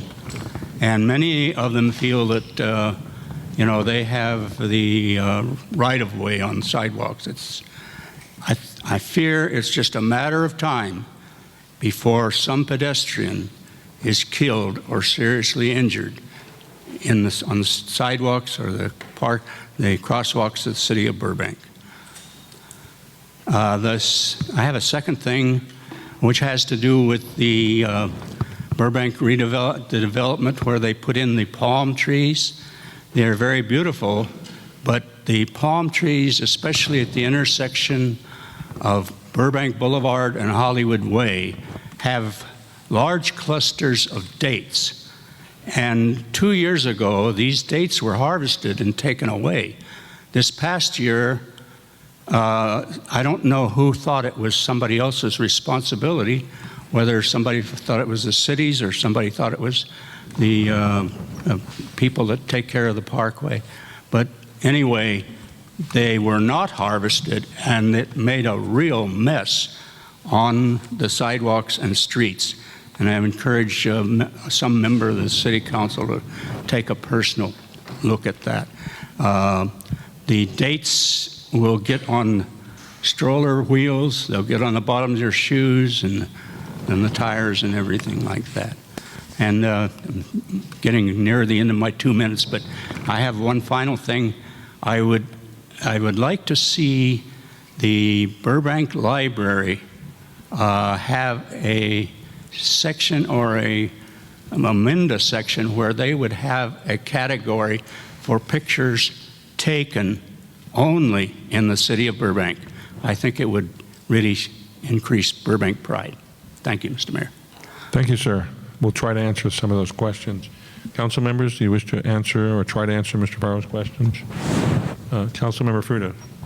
I know on the bicycle safety issue, it is a growing concern. I know, and I'm going to ask the chief to address the audience, but I know he's done a couple enforcement operations and also education campaign on the Chandler Bikeway, and a couple city council meetings. We had a sweet little lady on a wheelchair. I believe her last name is Miss Pepper, and she had the same concern that in her neighborhood she can't even go down the street on her wheelchair because there's a lot of bicyclists that are just on the sidewalk. So maybe if the chief can come up and update us on that, but I know that we did talk about some enforcement operation with regards to bicycle safety. Chief? Okay, a little primer here. We have the 3 E's, starts with engineering, education, and enforcement. So all of those are components in a solution to this particular issue. And what we try to do is make sure that everything is properly engineered, and Burbank is a well-engineered city. So now we branch into education. So that's why we're attempting to target the kids at the schools. And we have had some special bicycle training sessions and telling kids that when you walk, you need to just be careful and always be just as defensive as a walker as you are as a driver. To expand upon that, we do engage in enforcement, and based on the complaints, we've been to the Chandler Bikeway on several occasions to handle the bicyclist over there, people that are not attentive to what their dogs are doing, and what we tried to do is educate and enforce there. The telephone number I gave you earlier to the Traffic Bureau is 818-238-3100, and that's where Lieutenant Hoover and the traffic folks work. And what they will do is record the complaints, and then we try to figure out what the solution should be. So it's generally a combination of education and enforcement. The other thing is, hopefully we can all understand, this is not just an issue in Burbank. No matter where you go, you hear the same types of complaints now. But courtesy is contagious, so maybe what we can do is try to spread that around with our family members, because we need to share the road and watch out for one another. There's a lot of congestion out there. We have people that are walking. We have people that are infirm that may be in wheelchairs. They need to cross the streets. You got bicyclists, and then you've got drivers of vehicles out there. But we need to share the road, and we need to be courteous to one another out there. And if we can reinforce that in our families, that would be a good thing. It's also great if the schools do the same thing. But again, if we have something that's particularly alarming, make sure you call 818-238-3100, and that complaint will be recorded, and then we'll attempt to go out there and conduct a quick evaluation and then develop some type of strategy, hopefully, to deal with that situation. Thank you. Thank you, Chief. Thank you, Chief. Want to flip a coin? Chief, before he leaves, I have a question for the Chief. Chief, I have a question in regards to, Mr. Farrell brought up the fact that some bicyclists don't walk their bikes across the crosswalks. What's the regulation on that? You don't have to walk your bike across the crosswalk. You can even ride your bike on sidewalks, with the exception of the downtown area here. But, you know, certainly for children, you know, that's the way the folks are instructed, is to walk your bicycle across, because the youth are much more tentative in terms of their movements. So in Burbank, you are allowed to ride on the sidewalk other than the downtown area? With the exception of the downtown area, that's correct. And there is no rule about having to walk your bike across the No. crosswalk? The other thing, since we're talking about bicycle safety, is if you're going to ride a bike, just make sure that helmet is on, because that's something that is really going to protect all of us in the event of some type of an accident. Councilmember Brick. Yeah, Chief, just as long as you got the mic in your hand, before you sit down, you're getting a lot of exercise going back and forth.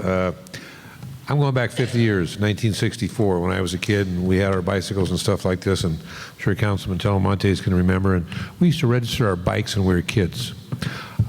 And there was like a 4-hour class we took when we did that. And it was at the police station across the street from City Hall back in those days. I don't believe we still do stuff like that.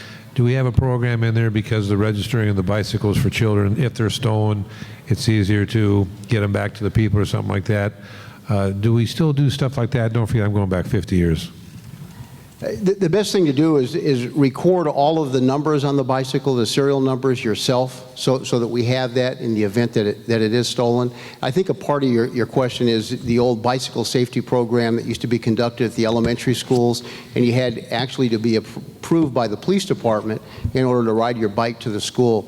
So that's something that we've talked about, and again, we have precious few resources for that, but our strategy is to get some volunteers from the community, perhaps retired folks that have the will to serve, and allow them to provide the instruction and make sure that the kids have the proper motor skills to be riding a bike. So that's something that eventually I think we'll talk to BUSD about as well. Okay, thank you. It's a great idea. Thank you. Chief, we also had a license program. Yeah, those pretty much have fallen by the wayside, and I'm not sure of exactly where we are right now. That's why I said that by having the recordation of your serial number so you can report it when it's stolen, then we can input that into our computers and tie up the loose ends and match stolen property with recovered property. Thank you, Chief. Councilmember Ghibolletti. Mr. Farrell, you asked a couple of other questions, so I'm not going to call the chief back, but I want to ask Mrs. Cohen, do we have a section of the library, like the central library, that has a location for Burbank information, Burbank photographs, or anything like that?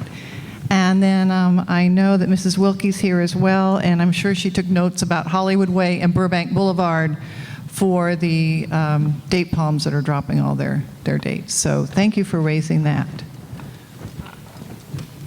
Ms. Cohen, Councilmember Ghibolletti didn't have the opportunity to see what was written on the card. Mr. Farrell actually indicated, could there be a library photo contest, all or modified category for pictures taken only in Burbank? So is that what you were thinking, Mr. Farrell? The photo contest? Yes, sir. Okay, so he's talking, I know you have the various programs, but please. Yes, what he's referring, Sharon Cohen, Library Services Director. What he's referring to is our Friends of the Burbank Public Library has an annual photography contest every year. We solicit photographs during the month of February, and they are hung in our auditorium at the Central Library during most of the month of March and part of April. We have a variety of subjects. I think last year we did incorporate a Burbank theme, but yes, I think that's a great idea, and I'd be happy to pass that on to the Friends and ask them that they include more Burbank-only photographs. But it's a very popular program, and you can go to our website to get more information on that.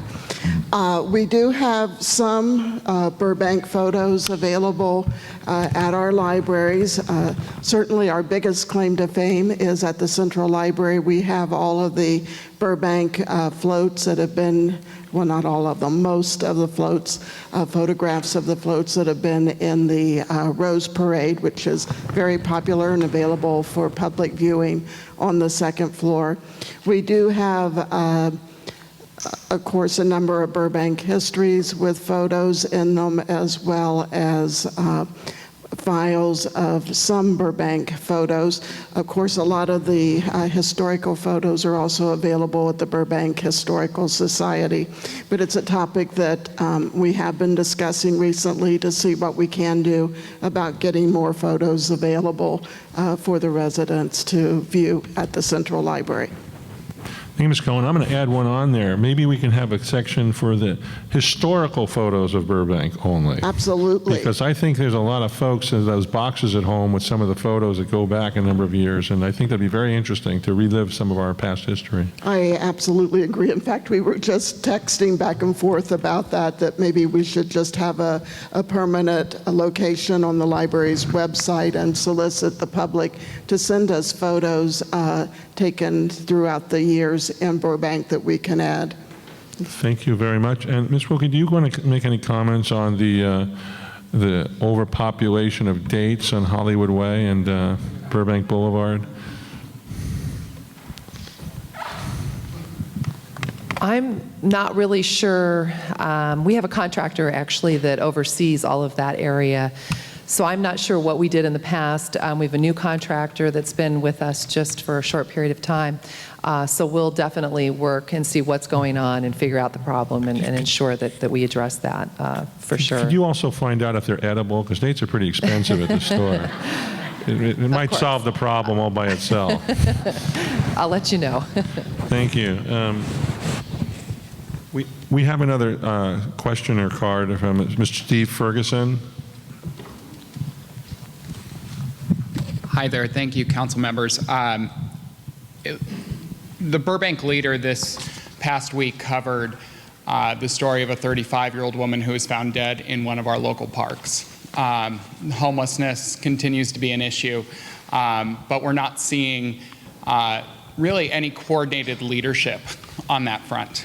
I know previously, before some of the darkest budget times we had a park patrol service that was monitoring our parks and making sure that we weren't having people get into those problems. But we really seem to have dropped the ball since the shuttering of the winter shelter at the Armory a few years ago. We saw how contentious that was when we introduced that into local neighborhoods. But really the question is, what are we doing as a city? We are a leading community, but what are we doing to coordinate local resources, intergovernmental agencies, whether it be from the county when it comes to mental health? I know Ms. Gabaletti serves on the Domestic Violence Task Force, and that's certainly a component that contributes to homelessness. But really, we've kind of dropped the ball and are leaving it purely up to our nonprofit community and our religious community to fix it. So what are we doing as a government, as a city government, to really take on this problem? Thank you. Councilmember Brick. I'm going to ask Ms. Forbes to address this a little bit, because I've been involved with the Homeless Oversight Committee for a while, and Councilman Golonsky served on it as long as he was on council. And Jess, are you on there with me now, or somebody is? I forget. But anyway, and of course you talked about the winter homeless shelter, which we had here for that 1 year, 1 or 2 years, forget. I was vice mayor when they first came. But regardless, we have a lot of meetings that will be coming up. We do a homeless count every year, and Ms. Forbes could probably speak specifically, where we get probably 25, 30, 40 people, and we get in our cars and we just drive throughout the city, and everyone has a certain section and stuff like that. And I've been involved with that for quite a while, and a lot of staff and residents are involved. So she'd give you a little insight on what we're doing on our homeless and some of the things that we are doing to aid these people. If I could ask Ms. Forbes. Thank you, Council. Yes, we have the biannual homeless count that will be taking place again in January 2015, where we'll be asking for volunteers to go out and do that. That happens throughout LA County, and so we do our part to count Burbank's homeless. And as usual, a winter shelter will get going again in December. That runs from December to March. We've partnered with Glendale for the last couple of years. We tried to break away from the county system and just do something with the two cities as a pilot program. That proved a little more difficult, and now Glendale is having issues with their armory and having the homeless shelter, the winter shelter at their armory. So we are, again, looking to the larger countywide effort, partnering with the nonprofit community, absolutely. Essentia is the provider that has been selected by the county to provide winter shelter services. And we're currently looking in I believe it's the Sun Valley area at 50 or 60 bed shelter to house not only Burbank's homeless, but also Glendale's homeless during the winter months. But much like we all feel when we live in Burbank, we want to stay in Burbank, and sometimes we find it very difficult to get the homeless in Burbank to even attend a winter shelter for the evenings, even when it's outside of Burbank. So with that, we also provide services. The City Council has approved a funding source to support homelessness services, case management work. We work very closely with Burbank Temporary Aid Center for those services, and again with Essentia as well, partnering with Glendale. The other thing council has provided is street outreach services, because we find that teams of people that go out to the Burbank streets often and encounter people often, then they will be more likely to come and get themselves in a case management program.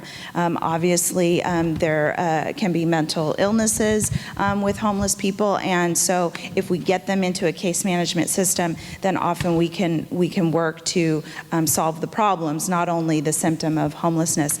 And then lastly, City Council approved a community development block grant funding source to work on another pilot program for homelessness services and enhancing that street outreach. And we are about to take to that subcommittee, Mr. Telemontis and Mr. Brick, Mr. Scott and I are about to take to them a proposal that partners the Volunteers of America with the Burbank Temporary Aid Center to have a strong force in working with our homeless population and trying to come to solutions that will last beyond the 1 year of that grant period. Thank you, Ms. Forbes. Other comments from the council members? Chief, I'm going to ask you a quick question. If you can give us a quick update. I'm not sure where we are with respect to our park patrol that we used to have.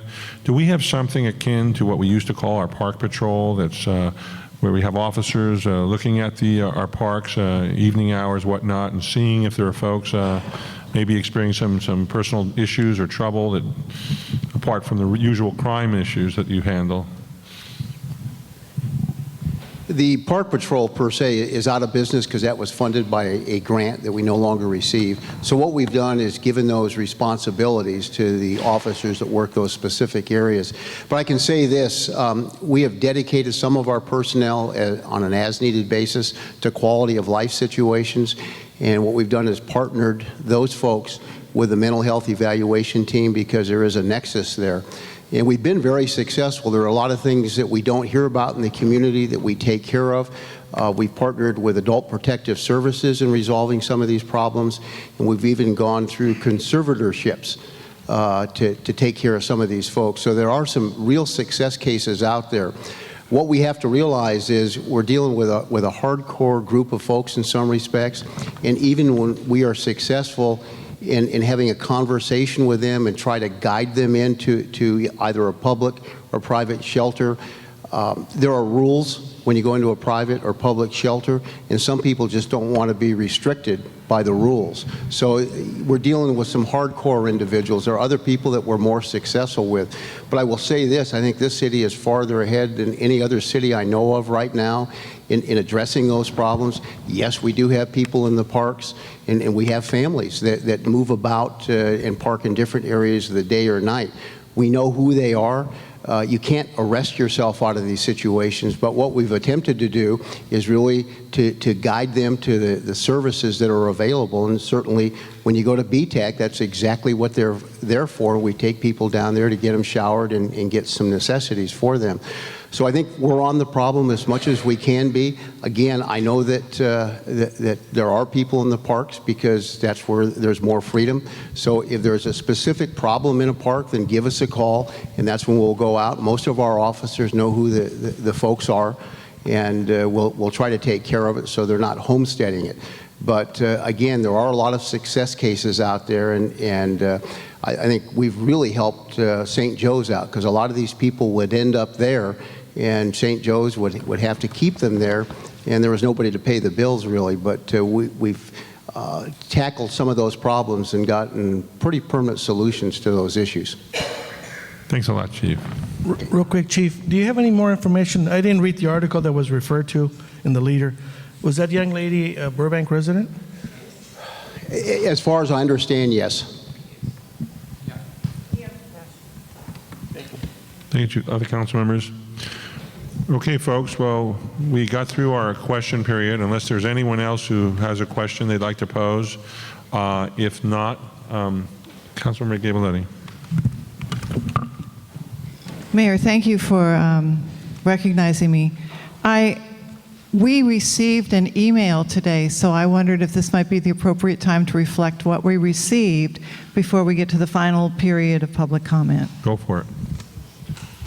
So our city clerk has set up an e-comment section online at the Burbank City website. And we received an e-comment from Jenny Silberstein, a Burbank resident, and she writes, I would like the City Council to develop a strategy to encourage more dog owners to pick up after their dogs.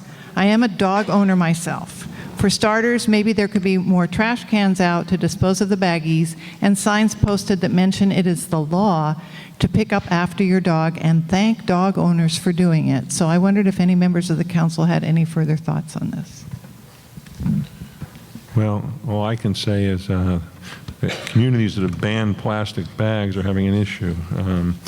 I think you're absolutely right. I've seen very strong compliance in neighborhoods, and people tend to use the plastic bags that they get at the market. So I do not know what they're doing in communities where they've banned those plastic bags. Maybe there's some different kinds of bags they can do and other mechanisms, but it is important, both from aesthetics, but also there are health issues if they're not kept under control. It's only my comment to that. Thank you. Anyone else? Oh, okay, I gave a couple of thoughts to this, and maybe people in their final comments will have a response to it. There's this system of dog mitts. They're disposable mitts. They come in a kind of container, and so I don't know where this goes, but my thought was with the collaboration with some of our pet stores, CNC, Centinela, Petco, Burbank Pet Plaza, the other pet stores in our community, Pet Mania, that we might be able to have a partnership with them and those among our community who have been active, volunteers of the Burbank Animal Shelter. Maybe we can put something together where this is available publicly. They come in little dispensers, and they might be located at strategic locations in the community. So it's an effort to try and offer a possibility and some further collaboration, which we are so well known for. Thank you, Councilmember Gable. Any other comments? Councilmember Talamonte. Yes, thank you, Mr. Mayor. You know, the bags are provided for at various parks. I believe at all the public parks. They've got bags available there, and they also have where you can dispense after you've picked up after your dog. So the parks are covered. I don't know how much outreach we have to do. Where do you put them? You know, centrally located to what? Maybe this could be something that we partner up with a school district to provide them at the school sites.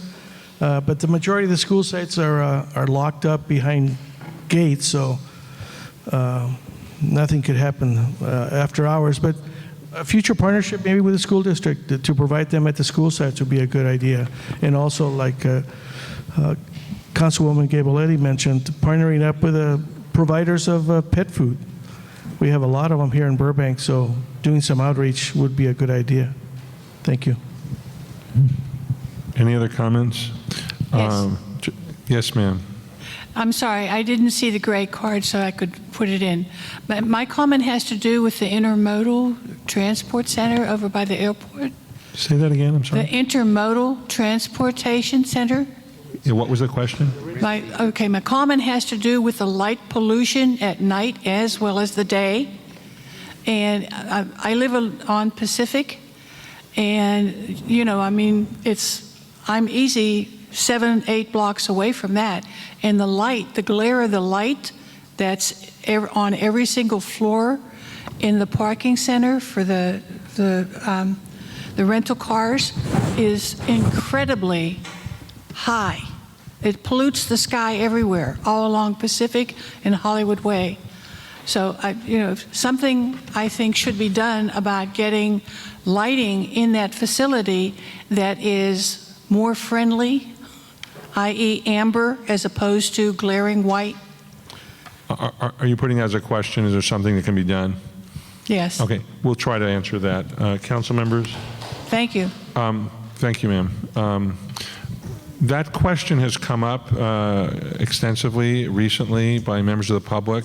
There's been some response both in public comment and by the airport and also in some letter form. I don't have all that at my fingertips, but you're not the first person who's noticed those lights. I don't know if there's anyone here who can comment and maybe clarify the speaker. I believe there was an effort to curtail the time of the lights, maybe use every other light to cut down.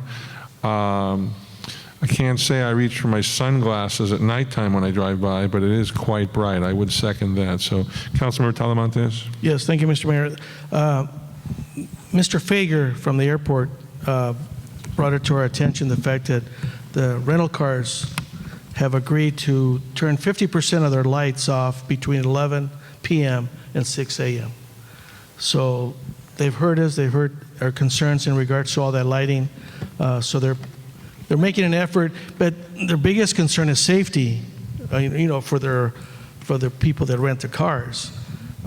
So we don't want to compromise safety, but they're willing to at least turn 50% of the lights off between 11 p.m. and 6 a.m.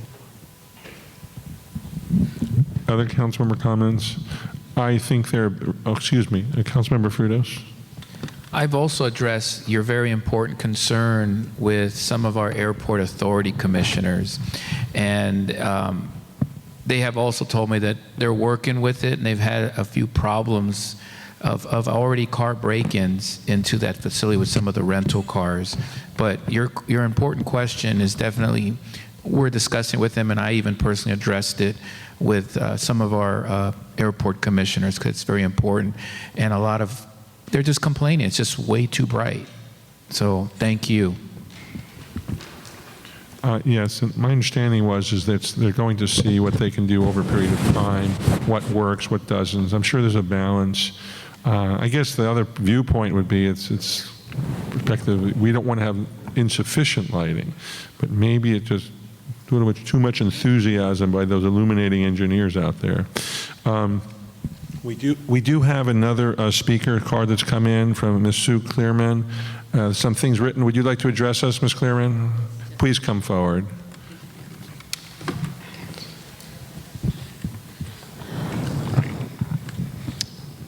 Okay, good evening, Mayor, council members. I had an opportunity to attend the town hall meeting earlier this year. I think it was in March. And a lot of the issues that were spoke of tonight were also brought up then. And it seems like it's an ongoing concern from traffic development, transparency, the IKEA, the airport project. I'd like to ask each of the council members and the mayor, what do you see today as the biggest concern or issue facing our city? If you could address that. Thank you. Thank you, Ms. Clearman. She's directed to each council member. Do we have council members like to speak first, or? Okay, throw it to the mayor. I'll address that. In my view, what I've seen, not only as mayor, but as council member for the past nearly a decade, is that the biggest concern for me is preserving and enhancing our quality of life here in Burbank. And that's across the spectrum.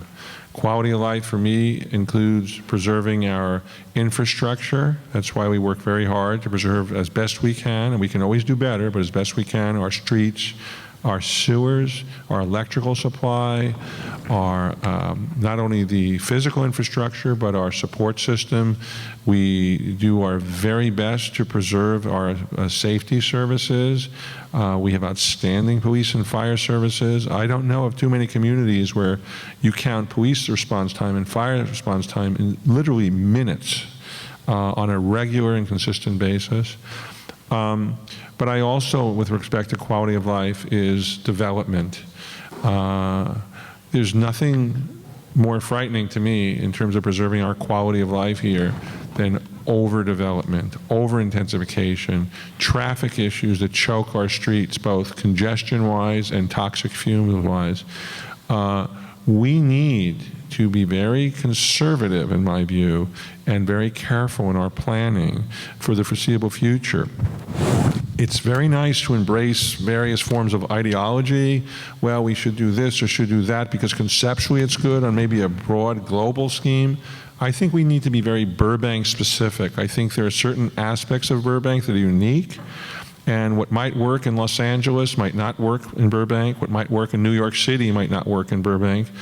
And we need to guard our community and our neighborhoods and our quality of life. To me, that is, if not the only and primary concern, it's one of the biggest. We, of course, have health, safety, welfare as our primary concern, but that comes under the heading. Because once we let it go, once we lose our grasp on preserving our quality of life, it's gone. It's not going to come back. The folks that have worked for their generations to create and preserve that quality of life, they'll move, they'll go out, and you'll change the very character of our community. So every day that I participate in civic service on the council, the first in my mind is what can we do with quality of life? And that goes for each and every project that we approve, each and every budgetary expenditure we make, what kind of employee services we provide in our city, and what is the quality of those services. So it's a broad, overarching view, but my first and biggest concern for the city is preserving and maintaining the quality of life today and in the future for our children. Thank you. Councilmember Brick? Yeah, I'll kind of echo on that just briefly. And the quality of life is the most important thing for anybody sitting up here. Traffic, it's been around forever. 4 years I served on the Traffic Commission, Traffic and Transportation, we call it back in the day before I got on council. But this Mayberry RFD isn't the one that was 1970 with 75, 80,000 people in Burbank. We're at 105, 6, 7,000 now. People want the finest of public safety. They want police, fire, they want parks, they want certain things that they're used to, the quality of life that they've grown to know around here, and that's what we try to provide for them.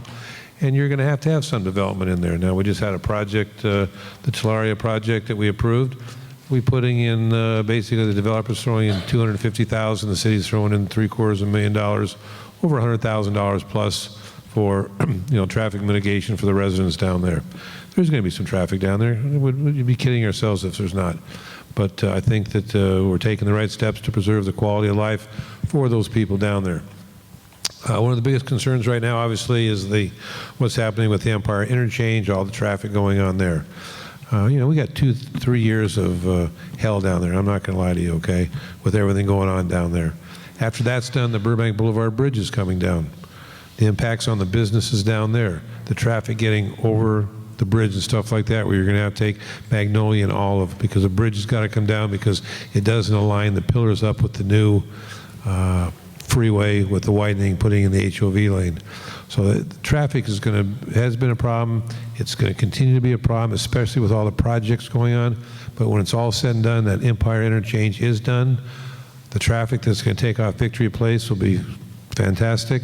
People will come right off the freeway, drop you down to the Empire Center. That's going to take traffic off the streets. Caltrans, the state of California, they're paying for this. This isn't Burbank tax money going into it, basically. So kind of bear with us. It's going to be a few years before we get all this resolved and up and going. But I think the finished product on the traffic on those different projects, it'll be fine once it's over. Thank you.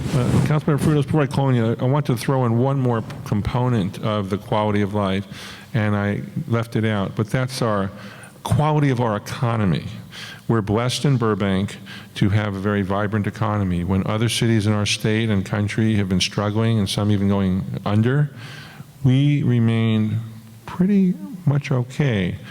We have a very bright future ahead, in my view, economically, and that prosperous economy leads to a better quality of life. I'm talking about jobs, clean industry, appropriate levels of transportation that handles the congestion that we will have to deal with. And so that all leads to economy of life. It's both the quality of our living conditions and the quality of our economy that we can afford to live here and preserve what we have here. Councilmember Frutos. Thank you.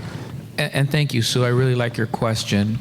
And I know a lot of people in the community like to know what the five of us, what our thoughts are.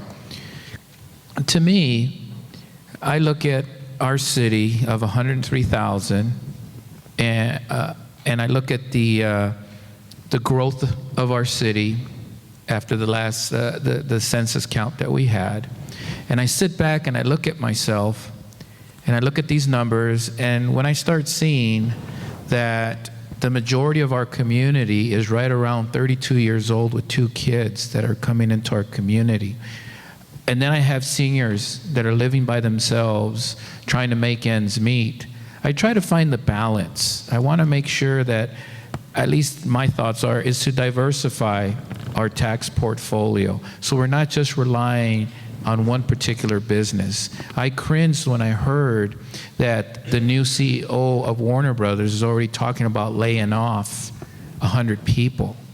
And the way technology is today, it's actually taking jobs away. That's a big issue for me. 2, how can I try to move the city into the future? I would love, and I live on Buena Vista and Victor, I would love for that street to go back to be as quiet as it used to be 22 years ago when I moved in here. But they've built the Empire Center. But that center is a tax revenue, because as our city is moving past the 100th anniversary, we have a lot of aging infrastructure. We have a lot of aging technology that we really need to move our city forward. There has to be a give and take, and there has to be a balance to try to protect our city for the next economic downturn. Whether it's a replacement terminal, or it's the Lara project, or it's trying to find somebody that's going to be able to be an anchor business that's going to come in on the other side of the mall. These are real concerns for our city, and we know that our city is going to grow. We can't stop that, but we can work together, and we can try to find balance. One of the toughest things that is hard for us in Burbank is that we're a full-service city. Whether it's the golf course, it's a utility, it's a police, and a fire. We employ 1,500 employees, and a lot of them live in our city, and they're 2nd and 3rd generations. And a lot of people that I have the privilege of meeting are 3rd, 4th, and 5th generation folks from Burbank. You know, sometimes Mr. Nolan will come up and he'll really beat us up on council. But I tell you what, he's like a walking encyclopedia of the history of Burbank. We can't forget our history, but we really need to look at the financial situation of our city. And even though we're starting to come out of this economy, and guess what? When there's less houses that are on the market to sell, that tells you that Burbank is very desirable. And whatever major projects come in, hopefully we as a council will find a balance. And sometimes that's tough. And sometimes folks don't want it in their backyard. Heck, I didn't want the Empire Center. But you know what? When you go there, that Lowe's and that Outback are one of the major receipts for those different stores, companies. And they came to Burbank because we're in the middle of metropolis Los Angeles. And with that, it keeps our property values up. And people want to raise their children here because of our schools. They want to be here because our police department provides 3.8 on an average response time. And we're still down on officers. I'd like to bring that number back up. But that really takes time and money from the budget. We all want our potholes filled. We want our trees trimmed. Those are my priorities, are the services for the people. Thank you. Councilmember Brick? Yeah, and just one last thing, and I already spoke on this, but please understand too that you know, we've got the 5 freeway and we've got the 134 going through Burbank. And back in the day when they built the freeways, if they would have had the vision to put a off-ramp from the 5 south to the 134 west or the 134 east to the 5 north, it would have made such a difference in Burbank because we have so much cut-through traffic. Up by my business, people will get off the freeway, drive all the way down Hollywood Way to get on the 134. They'll go down Buena Vista, the same thing. So you're getting a lot of the traffic living on Buena Vista. So one of the biggest problems we have is all that cut-through traffic. When there's a tie-up on the freeway, what do they get on the 5 freeway? They get off, they're going on Glen Oaks, usually southbound or something like that, where Glen Oaks is a mess. So that's one of our biggest problems, is because of the interchange of the two freeways. There isn't the capability of getting from one freeway to the other. And it's on the books. I remember, Mr. Johnson can confirm this, I talked about this 10 plus years ago on traffic and transportation, and there's something there in the books about taking a look at it. I mean, take a look at that 105 off the 110. The greatest thing in the world to take you to the beach, to take you to the airport and stuff like that. Well, unfortunately, I don't foresee it happening in my lifetime for them coming in and put an interchange in there because of the expense and the eminent domain that would have to take place. But that's one of the biggest reasons for all the traffic in Burbank is cut-through traffic. Councilmember Gabaletti. Thank you, Ms. Claremont, for asking that question. So I just add jobs, traffic, quality of life.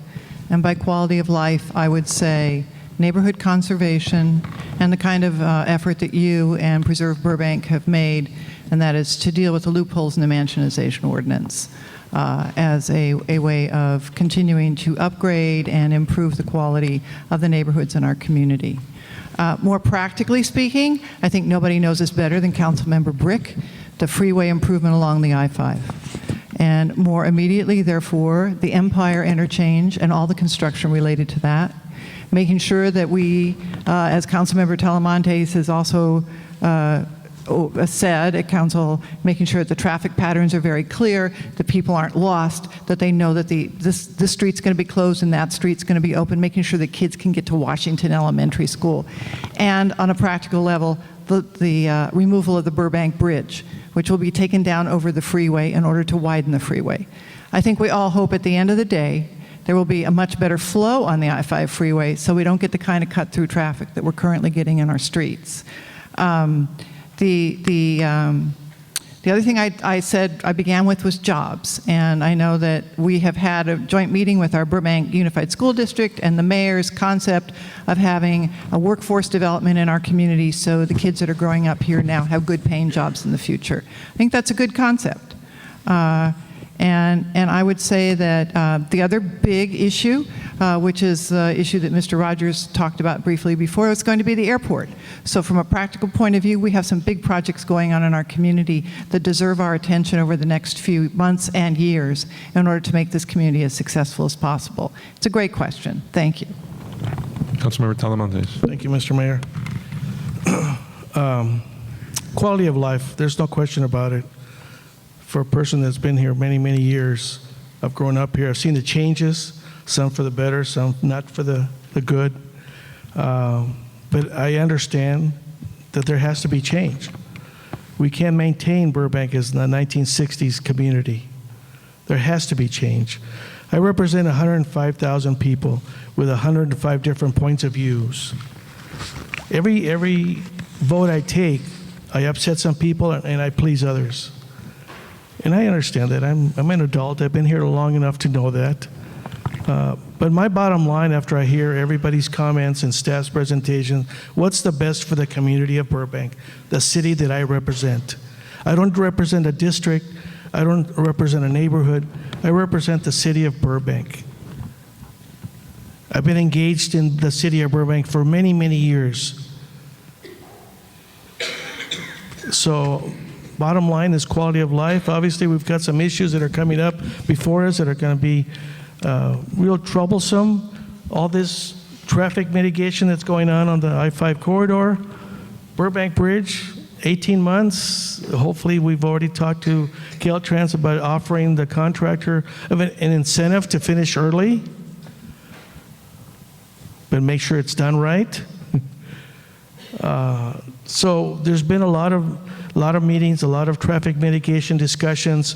How are we going to get, once that Buena Vista situation is really bad, how are we going to get the kids from Washington Elementary School over to the Boys and Girls Club?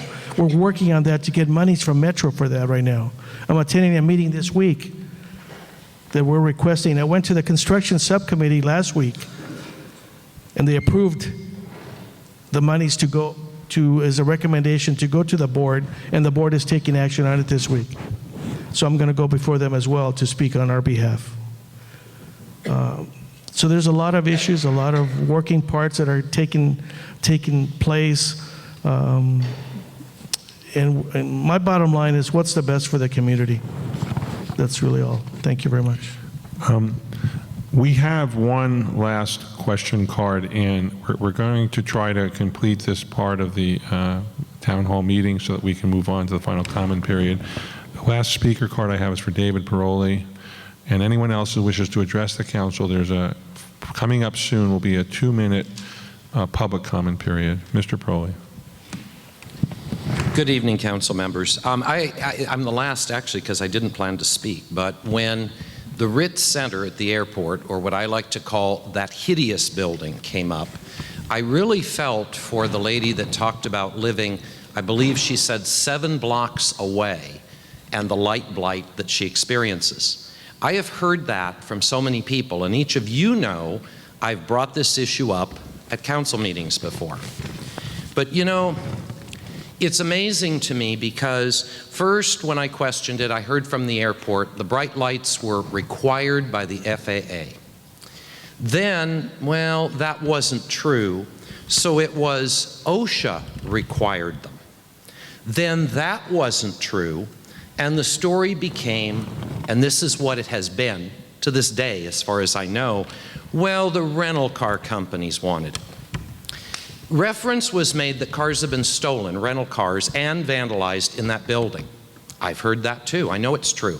Isn't it interesting? That's happened with the thing looking as bright as the North Star.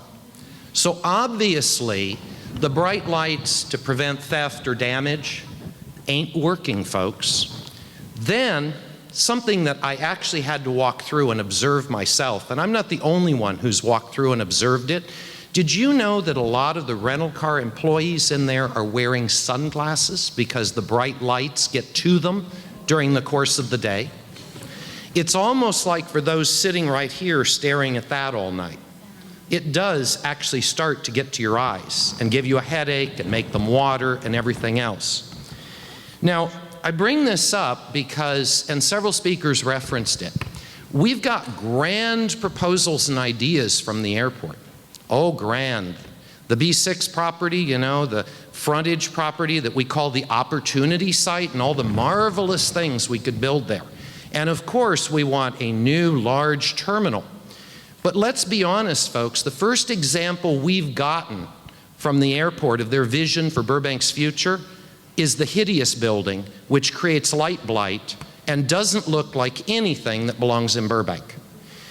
I'm disturbed that the city, being a part in that, has allowed that to go on this long.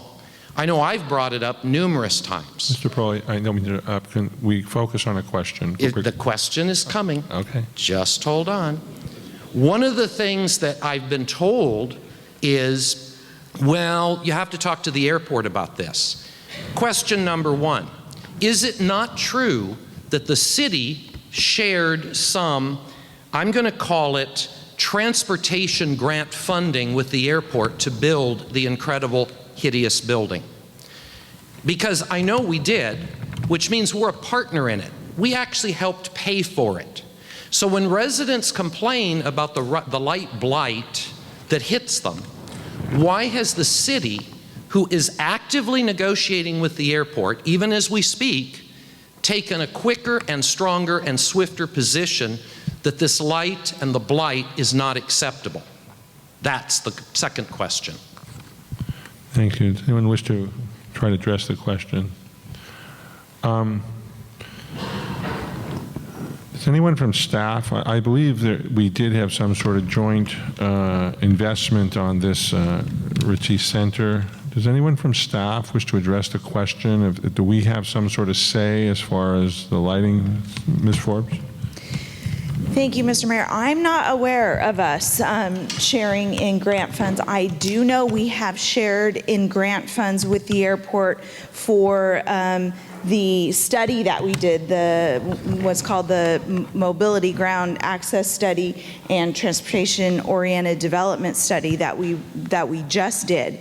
So I'm not sure, that I know that those funds aren't applicable to the Regional Intermodal Transportation Center, but I don't know if there was a separate funding source for that.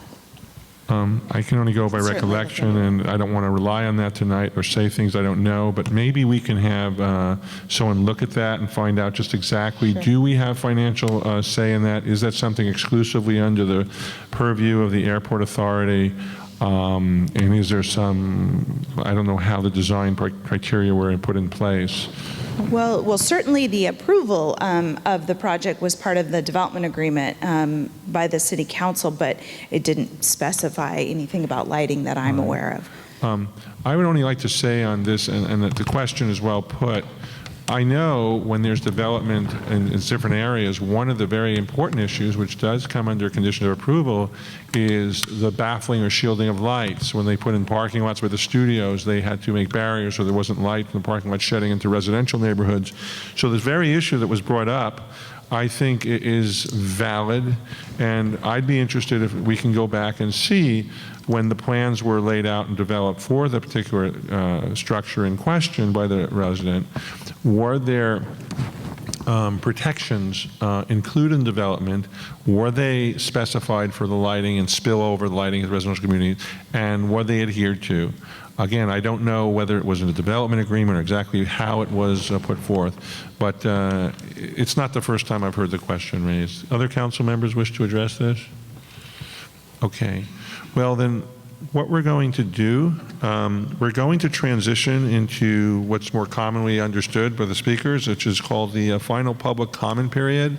I have a number of cards. I'm going to call people's names, and I'm going to call several names. So when you hear your name, you be prepared to come up with the microphone again, and you'll have this time we are going to time it. It's going to be 2 minutes, and you can do anything you want. You got 2 minutes. So the first speaker is Lisa Robertiello, I believe, followed by Irma Luz, followed by Mike Nolan.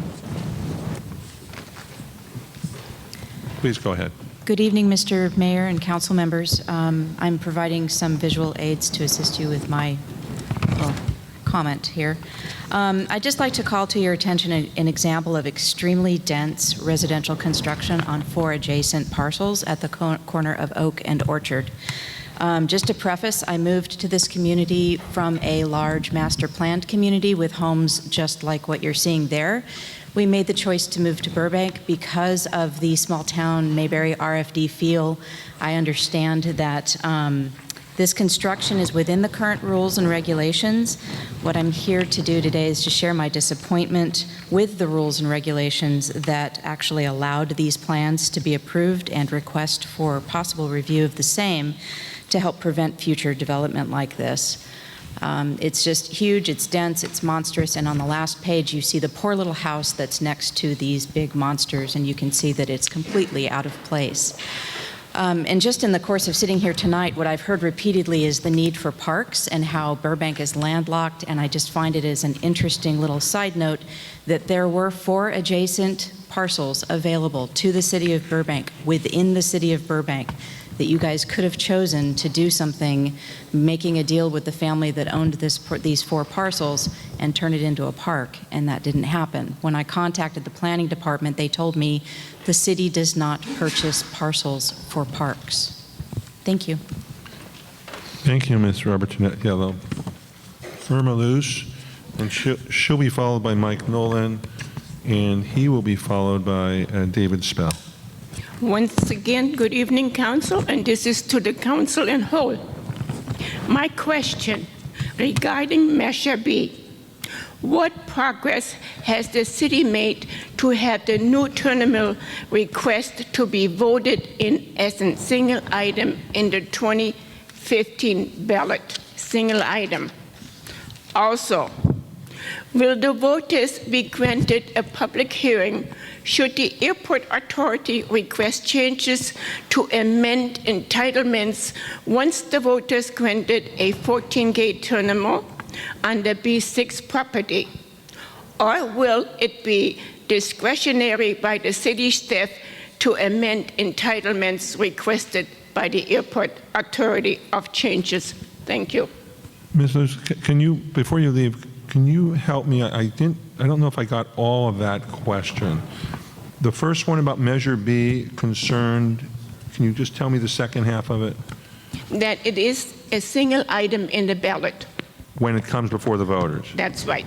Okay. And the second part of the question was with respect to the, say that again. Well, what I want to know is, once we grant the tournament, does the people or the voters have the oversight, and will be public hearings, that when the airport requests changes to the contract? Okay, I got Okay. it. I got it. Thank you for clarifying that. Also, well, my other thing is, will you guarantee that you will be involved in the public and it will not be discretionary? As I've been watching the airport process, they already requested discretionary only. Thank you. Thank you. Mr. Mike Nolan is next. He'll be followed by David Spell. Rita Sinkowski will follow. Mr. Nolan. Mr. Mayor, members of the council, I've neglected to say earlier, thank you for having this town hall meeting. What I think some people have misunderstood is, with all the efforts we've made over all these years, Earl Blaze, many people fought for us to win with Los Angeles, to have our right to be able to draw on our groundwater that we sit over, all the efforts to clean up the contamination from when Lockheed left. The efforts are continuing to this day, right behind Costco, and people forget. Every day we're cleaning up. The reclaimed water that we're using, all of our landfill, the DeBell Golf Course, schools, parks. How did we find ourselves in this place where our city council was asked to go for the punitive 1 day a week watering? And I respect Emily saying that she read it, but did you know you didn't get a chance to pull the trigger? People kept saying 3 day a week, 3 day a week. Magically now it's 1 day a week. What have we done wrong? You got all these redevelopment people are still on the payroll. We got money going into this water fund that we're paying, and it gets transferred out of the water fund into the general fund. We got a lawsuit pending over this. You guys have never disclosed that. So for those that want you to disclose information about the airport, I'm all for that. We need to know what's going on. You haven't told us yet. It's all closed session stuff. But what about this simple thing of saying we didn't do the right thing when we raised the water rates, put the money in the water fund, and transferred it to the general fund? That lawsuit's been pending how long now? We read in the paper you're negotiating a settlement, but none of you have ever acknowledged to us, hey folks, we got a problem here. And when it came time to talk about water rates again, you argued about the budget and how you want to spend the money in City Hall. No, we're talking about water, and now you're jamming us? I'm sorry. These answers so far are not acceptable. Did you consciously and deliberately vote to implement 1 day a week watering in Burbank? I never heard any of you say that, including Emily Gabaletti at a council meeting. Thank you. Thank you, sir. Next speaker is David Spell.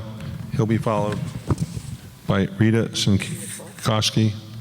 When I walked in, I heard you discussing the... Sir, 1 second. I just want to remind everyone, I am getting hand signals on the time. We're going to try to keep you to 2 minutes. Go ahead, sir. You got your 2 minutes. When I walked in, I heard you discussing the IKEA Way naming of some street. I don't know all the details, but I thought I was in a Robert Altman movie for a second. That is completely surreal, and I think it flies in the face of what you just told us about how you value our way of life. It's revolting to me. Is the thing going to be underground? Is it going to be submerged? Will people not see the IKEA from the freeway? It'll be more visible than it is now, I think. So this is just this shines a light on something that it may seem trivial to people, but man, it's revolting to me to rename a street, to advertise, free advertising. IKEA can afford a billboard. They can clean up the highway and get a sign paid for by IKEA. I think it's in my gut right now. I had to vent. Thank you, Mr. Spell.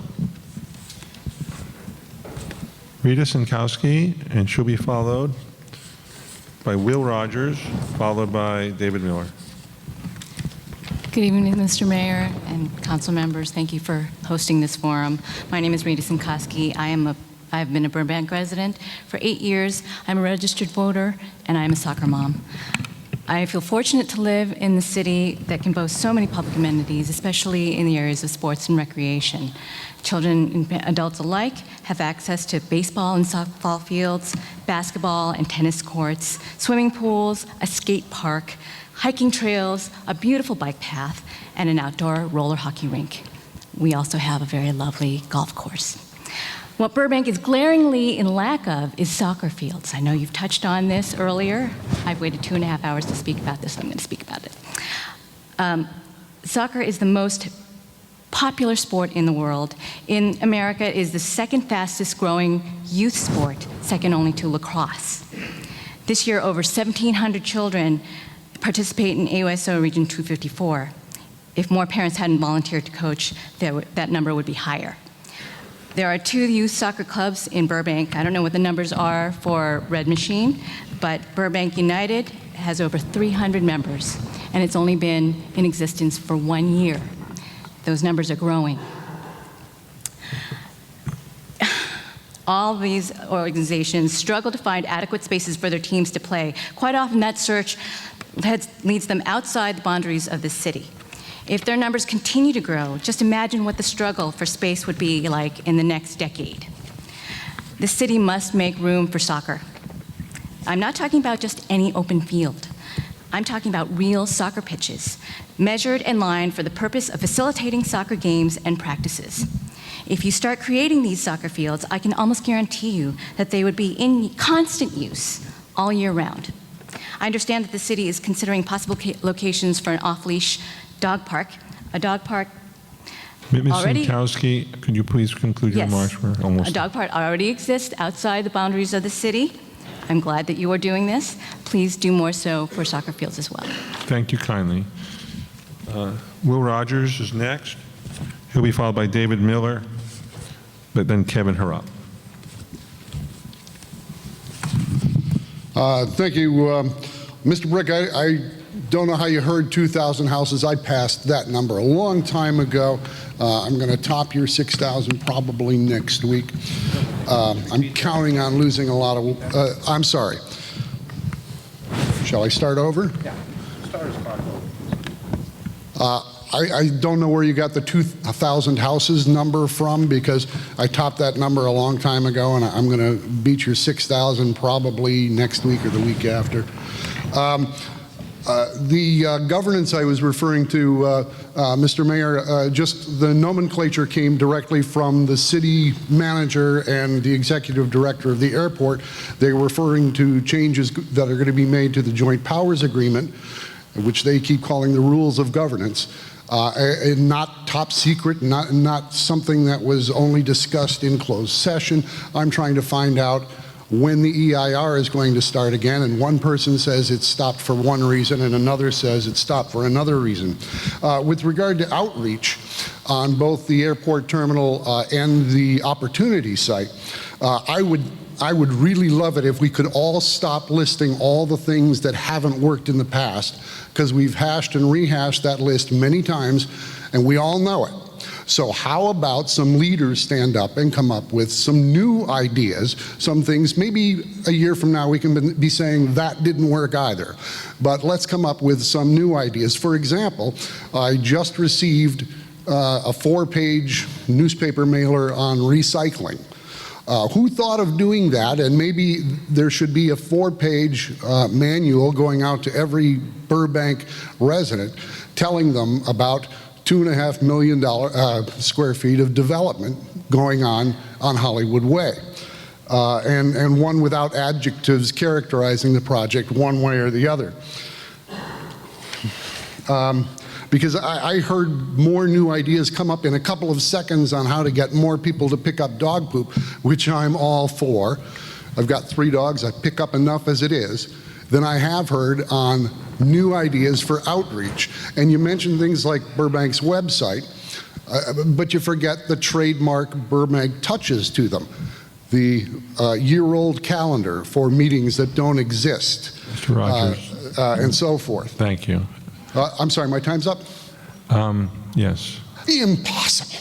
You can Thank you very try much. again, but maybe next meeting.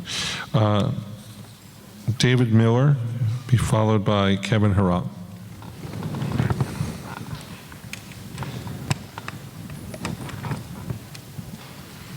Mr. Mayor, City Council, I need a little latitude on bringing up this subject. I know it's a wonderful subject. Has anyone here been to the Empire State Building? Nobody? You have? Did you take the stairs to the top? No? Yeah, that's too bad. There's 1,860 steps. Mr. Miller, please speak into the microphone and address us up here. Thank you. Oh, well, I was asking a lady a question there. There's 1,860 steps to the top of the Empire State Building. With Burbank's smoking ordinance, you have forced my wife and I to so far take over 260,000 steps and counting. Mr. Mayor, you yourself told me that the ordinance was quote-unquote stupid and unenforceable, which it is.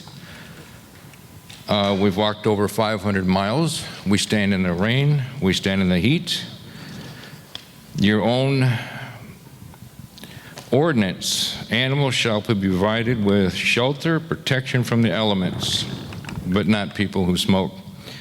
Every reasonable precaution shall be taken to ensure that animals are not teased, abused, mistreated, annoyed, tormented, or in any manner made to suffer by any person or by any means. That's under your animal control. Under humans, you left out the word humanity of punishing people. My wife and I are the only ones on the block that actually abide by the ordinance because we're old and we're stuck in our ways. We look up at everyone else just smoking on their balconies, sitting on their porches, and it's hurting. It's embarrassing. It's degrading. It's basically criminal. This was brought up 13 months ago to the council. It has not gone to the agenda yet. I spoke to you earlier this evening, and you said maybe in a month. Thank you. We don't have another month. Thank you, sir. Next speaker is Kevin Harrop. He'll be finished by, excuse me on the pronunciation, Lachlan Sosa. Thank you, sir. Mr. Harrop. Hello. We'll talk again about IKEA Way another time. There's plenty of time. It's 2 or 3 years away. We don't have to rush through this discussion just at this moment. I wanted to mention on behalf of Mrs.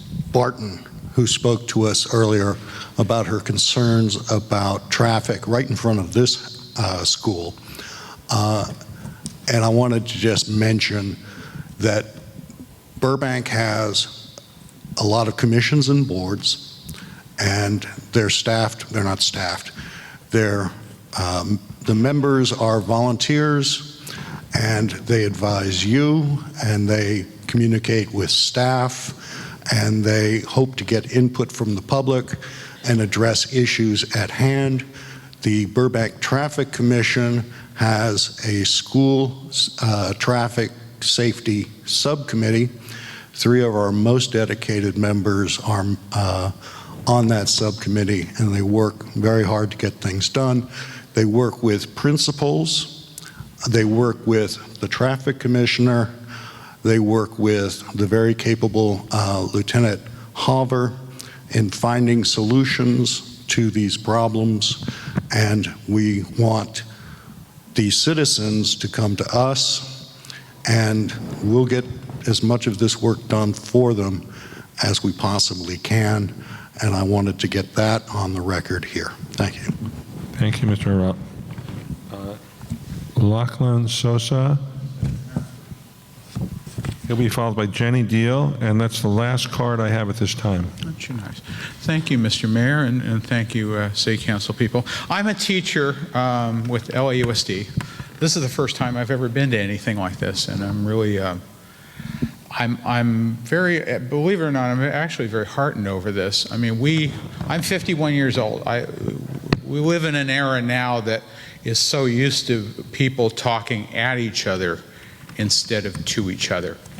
I like what the mayor had said about, I'm here to listen, and I also like the idea of community.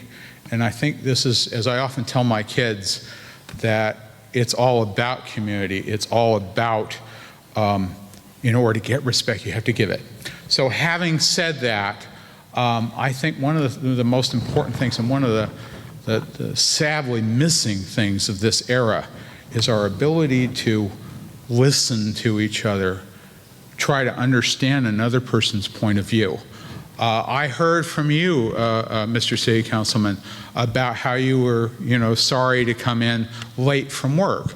How many of us knew that a city councilman had a full-time job? That's something to really think about. I had heard from the police chief earlier today about so many programs that the city of Burbank provides that the public might be unaware of. I also heard a lot of people here who had major issues, some very painful issues.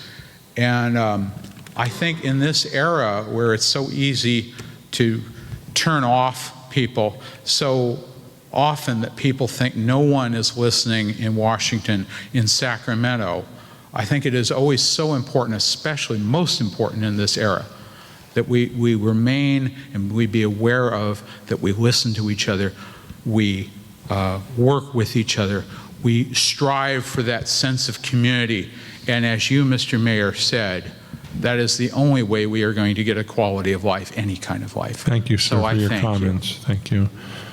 The next speaker is Jenny Deal, and I believe we have one more card coming, so anyone else who would wish to address the council during this public period of comment, please fill out the card and hand it to our city clerk. Thank you. Ms. Deal. Good evening, Mr. Mayor, council members. Tonight I'm here representing the Magnolia Park Merchants Board, and I have an issue that I'd like to address. I've heard a lot about traffic. I have not heard the actual thing that I would like to address. There has been a lot of theft in Magnolia Park for a lot of our merchants recently, and I would like to address the possibility of council working with police staff to be able to possibly implement getting bicycle police in Magnolia Park. That's something I feel very strongly about that will help the parking issues, also help the merchants feel more at ease. I also feel that bicycle police will put the citizens at ease as well, not just the merchants. Having and representing a business myself in Magnolia Park, I feel that this is a huge issue. We are all a very hardworking bunch of people in Magnolia Park. And Mr. Telemontes, I heard you say 5 minutes ago or 10 minutes ago, you want what's best for Burbank. I want what's best for Burbank as well.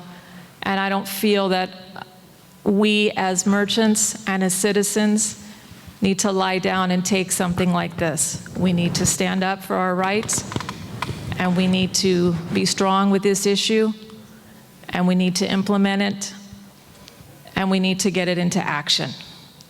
Thank you so very much. Thank you, Ms. Deal. The next speaker is Patricia Carpenter, Carpenteri, excuse me. Close enough. And that is the last speaker card. Again, anyone wishing to address the council, please fill out a card, bring it forward. Thank you. Please go ahead.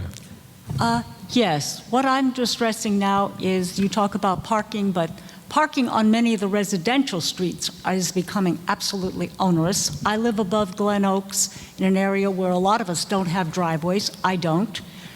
We have a garage in the back.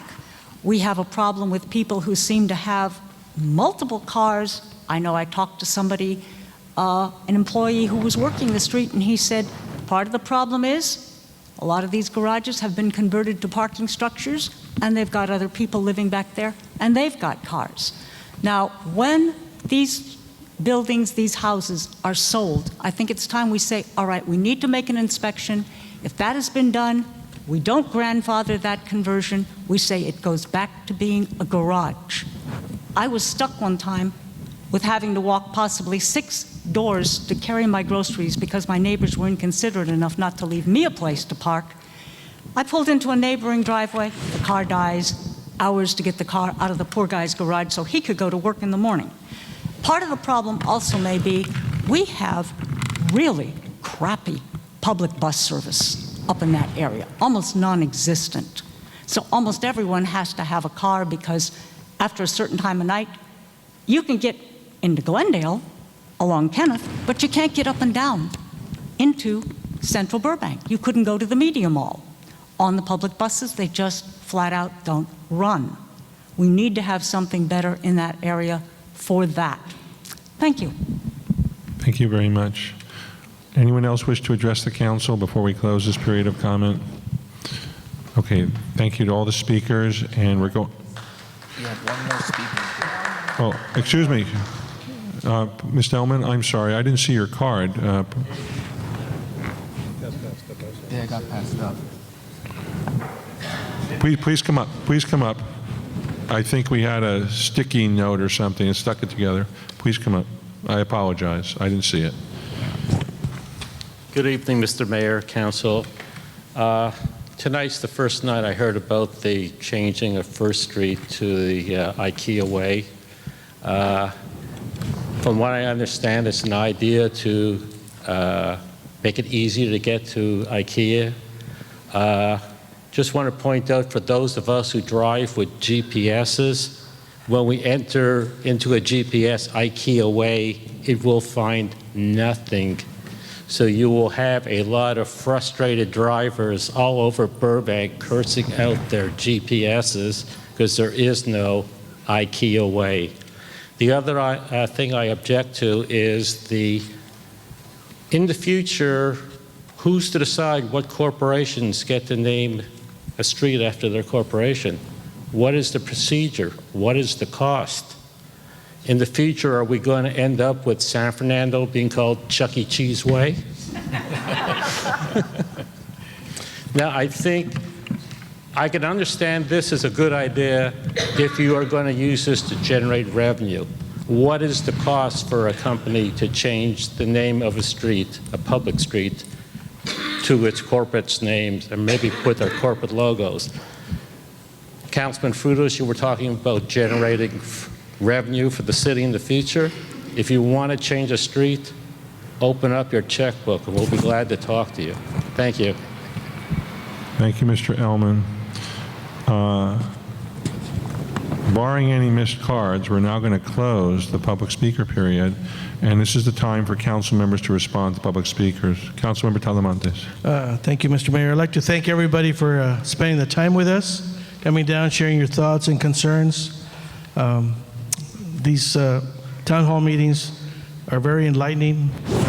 They allow people, obviously, to a little give and take between council and the residents. I'd love to see this auditorium full, but we'll start slow and then work up. So thank you very much to staff as well for being here. And I just have a couple of responses. Jenny Deal, bicycle policing in Magnolia Park, I agree with you. I want to ask the city manager for a report to see what potential costs would be to maybe do the same thing we're doing up here on San Fernando Road. Just take a look to see what the numbers look like, potentially put them in the future, in this coming budget year. So anyway, we'll get an idea of what we're talking about. You know, I love the concept, I like it, but let's take a look at the numbers and then see what we can work with for Magnolia Park. If we start out slow and maybe build up, that's even better. Good suggestion, thank you. Oak and Orchard, I'm going to drive by. Thank you for the pictures. Lisa, I didn't get your last name, Lisa. But thank you very much for providing those pictures to us. I'm going to drive over there and take a look at that. Soccer fields, obviously soccer fields. We've discussed it over and over. We've been discussing soccer fields for 25 years. If I wish there was some property available that we can just turn some property into soccer fields. If there's anybody out there that's willing to donate property to the city so we can use the soccer fields, please come forward. There you go. We'll offer it. You got some property? Let's talk. IKEA Way, they own part of that property that they're requesting to name IKEA Way. So it's their property. The discussion was that it might make a good idea to extend it to try and divert some of the traffic right off the freeway right onto IKEA Way, and people that are going to IKEA go directly there, obviously. It'll minimize some of the traffic congestion if they have to end up in the downtown area. But the discussion was, since they were already asking, they weren't asking to go all the way to Verdugo. That was an idea that came from us council members, potentially extending it. And a couple of the residents of the community even thought that might be a good idea. But we're still talking about it. That's work in progress. Mr. Sosa, listen to each other. I've been on council for 5 years. When I was mayor a couple years ago, I stressed to my colleagues to let's work together. Let's listen to each other. Let's come up with some consensus. Let's build consensus. You know, but there are times that people are not willing to build consensus. They've already got ideas in their mind, and that's what they're going to stick to, no matter what you say, how hard you try to work with. Put something on the table, let's talk about it, maybe I can buy into it. No. 5 years up here, I've had that. There is no consensus building. So anyway, I'm just responding. Thank you. We'll talk. We'll talk afterwards. We'll talk afterwards. Sir, but you're right. Excuse me, Councilman Dunn. Just so everyone understands, this is a time for us to respond. You've had your time. Thank you, sir. Please, Councilman Dunn, go ahead. So anyway, we move forward. You know, when the budget comes before us for the last 5 years, there's some things I don't agree with the budget. There's some items in there that I don't agree, but I don't vote against the entire budget because of the couple, 3 things that I don't agree with. If I voted against the entire budget, that means that I don't agree with everything that's in it, from A to Z. So in my own mind, I make my own consensus. So once again, thank you very much for everybody coming down. Councilmember Brick, followed by Councilmember Frutos. Yeah, I responded to most of the people early on, stuff like that. I think we had 17, 18 speakers, but I'd like to thank everyone for coming out. I think at our high point, when I was counting heads out there, looking into the bright lights, was about 75 people, not counting staff that was here tonight. So thank you very much. I know we usually have 2 or 3 of these every year. We always welcome your comments. It's just a great forum to open up and be able to have some dialogue with you folks. Or you can pick up the phone and call us and meet with us individually. So I just want to thank everyone for coming out tonight, and thank staff. Thank you. Councilmember Frutos. Thank you, Mayor. I'd also like to thank the members of the public that came out. What makes Burbank very unique is the commitment of the elected officials to be engaged with the community. And this town hall here really provides a dialogue, gives us an opportunity to really listen. What is the pulse out there? What is the passion? And what do the people expect us to work on for the next time till we get together to another town hall meeting? To the young lady from Oak and Orchard, what we did on the council in the last budget, because this is an important issue to the community, is we're working with our, basically we've hired a architect to come into our city and look at a lot of these issues and come up with some design guidelines that will match the neighborhood, that will protect and cherish the uniqueness of the neighborhood. So we are moving forward. This is when I looked at these pictures, you caught my attention, but we all on council voted to approve to set the monies aside so we can work with the consultant to really develop a more modern architecture type of plan for our precious R1 zones. Thank you again for coming. Councilmember Gabaletti. All of you have already responded in a way that I was thinking. I want to say that I look forward to tonight because it's a listening night. And in addition to listening, I wanted to thank you for the photographs of the Oak and Orchard project. It was raised yesterday at another commission meeting. And also to put you in touch with Miss Clareman, who's sitting back here. She's been very active with an organization here in the community to close the loopholes in that kind of ordinance. So I hope you share these photos with her. And if you don't have an extra set, I'll be happy to give mine back so that they can be shared and you two can connect tonight. Because part of this is about connecting through community. I want to thank the staff for coming and sitting through and answering the questions tonight. It's always important to have the staff. I want to thank all my colleagues for sitting and listening tonight. But above all, I want to thank the cheerleading squad. Are they still here? They and their moms are raising funds tonight for their competition. So if you came here early enough, you got to buy a $1 water bottle and a $2 pizza. So I'm hoping that all of you who came into this town hall tonight ended up supporting our cheer squad as well, because we want to give them the best opportunity to win their squad when they go into the competition nationally, and understand they're national leaders right now. To me, that's what makes Burbank great, among all the other things we talked about tonight, is that kind of community spirit. I hope you all have a good evening, and I deeply appreciate you participating in this evening. Councilmember Frutos. Yeah, one more. Chief, if we can connect Magnolia Park folks with our quality of life beat officer in that area to work on the front end as we're going into the holiday season to address some of their concerns, that would be great, to get that educational component out there. And maybe have to do some enforcement, but if we can get you guys connected to at least begin the conversation, because I know we can't get bicycle cops overnight, but at least if we can get the beat officer that works Mag Park to start working with the Merchants Association to get that dialogue. Thank you. I just want to say it's great to come back home here. This is my alma mater. So it's always nice. It hasn't changed. I mean, the lighting has changed quite a bit. But it's always nice to come home. Yellow Jackets, raw. First, I want to thank everyone who came out to speak tonight, either with questions or comments. And I want to point out, I'm going to make a stab at answering some of the questions, because the questions were actually excellent. So I'm going to do my best. I might not get all of them.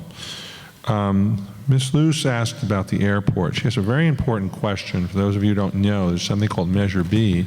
And so that's a protective measure for the citizens of this city. So before the airport can expand and make a new terminal or relocate the terminal, they have to get approval of the citizens of the city.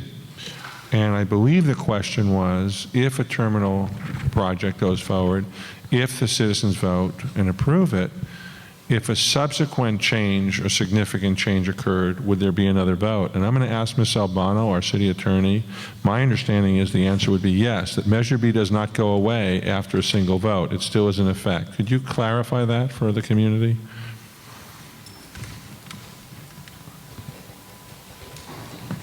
Again, Ms. Albano is our city attorney.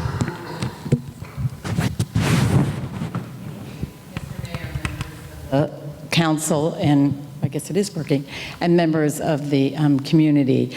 Yes, Measure B will apply even after there's a vote if there would be any substantial changes to the project.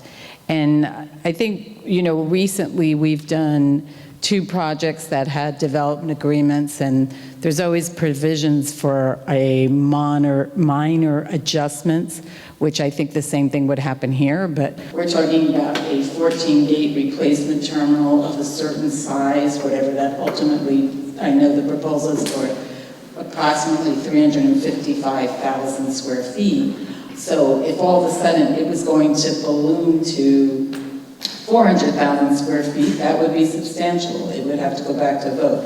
So it's something we've stressed over and over with the airport authority staff, and I think everybody understands it, is you're going to vote, make sure you know what it is that you want the council to give approval to under their authority, because once it goes to the voters, there might be some minimal, non-substantial changes that could happen, but nothing that would make a difference to the project. So we've been really stressing that, so that things like square footage is correct, things like the number of parking spaces is correct, things, clearly the 14 gates is the limit. So that is everyone's understanding, and Measure B will still be in place. So if something were to happen and the project couldn't go forward, or they needed to change it substantially, yes, and there's a very good chance that it would have to come back through the whole process again.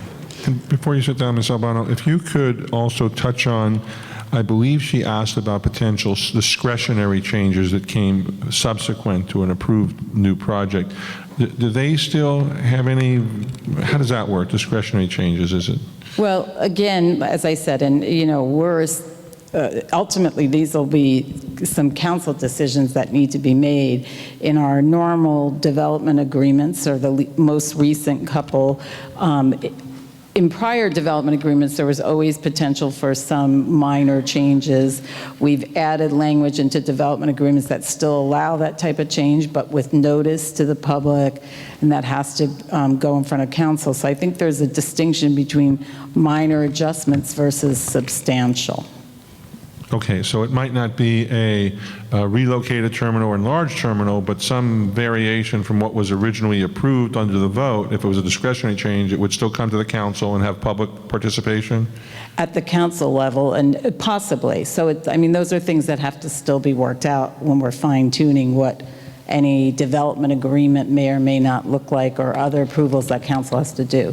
So it just depends what happens. But the idea is that the voters aren't going to give their vote approval to something, and 5 years from now there's some huge change to the project that wasn't anticipated. That's not likely to happen without it going back to another vote. Thank you very much for addressing that. On the question of IKEA Way, gentleman, there he is, okay. I think it was touched upon by at least one of the speakers. The action that we took the other day at the council, or consideration, had to do with a section of the street that is actually privately owned. Mr. Ellman as well asked that question. It's privately owned. Now, whether that's a good idea or not, well, we could discuss, and whether or not it works on GPS, we can discuss, but that part is privately owned. Now, we are cognizant of that in a publicly owned street where there might be other businesses and have to change the stationary and all sorts of other impacts, maps or such thing, we're aware of that. And I don't think there's been any final action taken on an extension of that. But this was to assist, at least my understanding was to assist people to know and to recognize this particular business. And I might add, this is a very significant business coming to our town. And we are trying to work with the IKEA folks to make it as successful as possible. And, we're trying to be reasonable. So we can come back and visit that. And I think any further action will come before the council, and anyone who wishes to weigh in before a decision is made would be welcome to do so. With respect to the soccer fields, I perhaps don't have as much experience as Councilmember Talamantes, but I am aware that it's a long history in Burbank. And I would ask, I understand there is city-owned property above the St. Francis Xavier School up on the hillside, an extensive amount of property that has been looked at before, that does have sufficient space for an appropriate sized soccer field. I do not know enough about it to weigh in on the potential impacts, but I would like to see that come back. It's not just what we're hearing tonight. At some point with the report, is that now, again, to be looked at? Is it feasible? Can we now do something? And I'm talking develop to the point that there's restroom facilities, water for drinking fountains, and I'm not sure about the seating requirements, but certainly there's definitely a need. And if we do have that land, if it's not currently being used as a parkland, I think the council should at least have the opportunity to review it and make a decision on it. I don't know if that addresses adequately the question, but it's an attempt. With respect to the, Mr. Rogers asked about a number of questions, but one of them is, when will the EIR resume? I believe he recognized it at halt. And again, my understanding, Mr. Rogers, is that there's been a pause or suspension right now of the EIR, and I actually do not know, and I don't know if anyone on staff knows that answer to that question, but my understanding is there, at the moment we're sitting here, there is no work being done on the EIR because the funding stream is stopped at this point in time, and I understand the airport will have to indicate to us when it will resume. And again, if I've in any way misstated, Mr. Scott or Ms. Albano, please jump up and correct me. They're saying they're okay. So that's my understanding. Unless council members have a different understanding, I think that's where we are right now. Mr. Miller, I think he left. I'd like to correct the record. I did not support the smoking ordinance. I had concerns about its enforceability, but I never said it was a stupid ordinance. There are issues about smoking. There are smokers or non-smokers. I believe he asked, he's been waiting, why doesn't it come back up to the council? Quite frankly, I don't know that there's support of the majority of the council to modify the existing smoking ordinance. Sure, we could bring it back to the council, but if there's recognized non-support, it's an exercise only. I think that at some point in the future, we may want to revisit it and look and see if it's working, if it's enforced properly. I know there were some issues about people losing work to go to court and being thrown out for various reasons. So at some point, I think any ordinance that we have to make sure that it's being properly enforced. If it's not enforced, the ordinance doesn't make a lot of sense. And that's apart from the discussion of the health issues. Bicycle police in Magnolia Park. I've been in Magnolia Park as a professional for over 32 years. I think it would be a great addition if it's feasible. I think that's a budgetary consideration and a police manpower consideration. So we need to look at that. I have absolutely no problem. I think, Councilmember Frutos, did you ask, or someone asked for it to come back? Oh, excuse me, Councilmember Talamantes asked, somebody asked for it to come back, and very good. So we'll take a look when that comes back. Mr. Nolan asked about water and the rationing. I would like to have a better understanding of the ordinance that was referenced tonight, or the rules we're following, the trigger, because it really did take me by surprise. And I'd like to, maybe we can talk to our BWP folks and get a real solid update. What are our resources? Is this something that's preemptory that we're doing this? Is there definitely, are we down to the last few drops? We have to do this. Where are we? And what are the triggers that would be, would cause us to go to a more drastic or more dramatic water rationing scenario? It's mentioned. And as far as it being winter rainy season, it may be winter seasonally, but we're still waiting for the rain. Let's see, what else? Mrs. Carpenteri, I say it right. She brought up a very important issue, which is insufficient parking, street parking on the hillside. Well, the answer to that is an interesting one. Years ago, Glen Oaks was a sacred barrier. There weren't going to be any multifamily homes above Glen Oaks.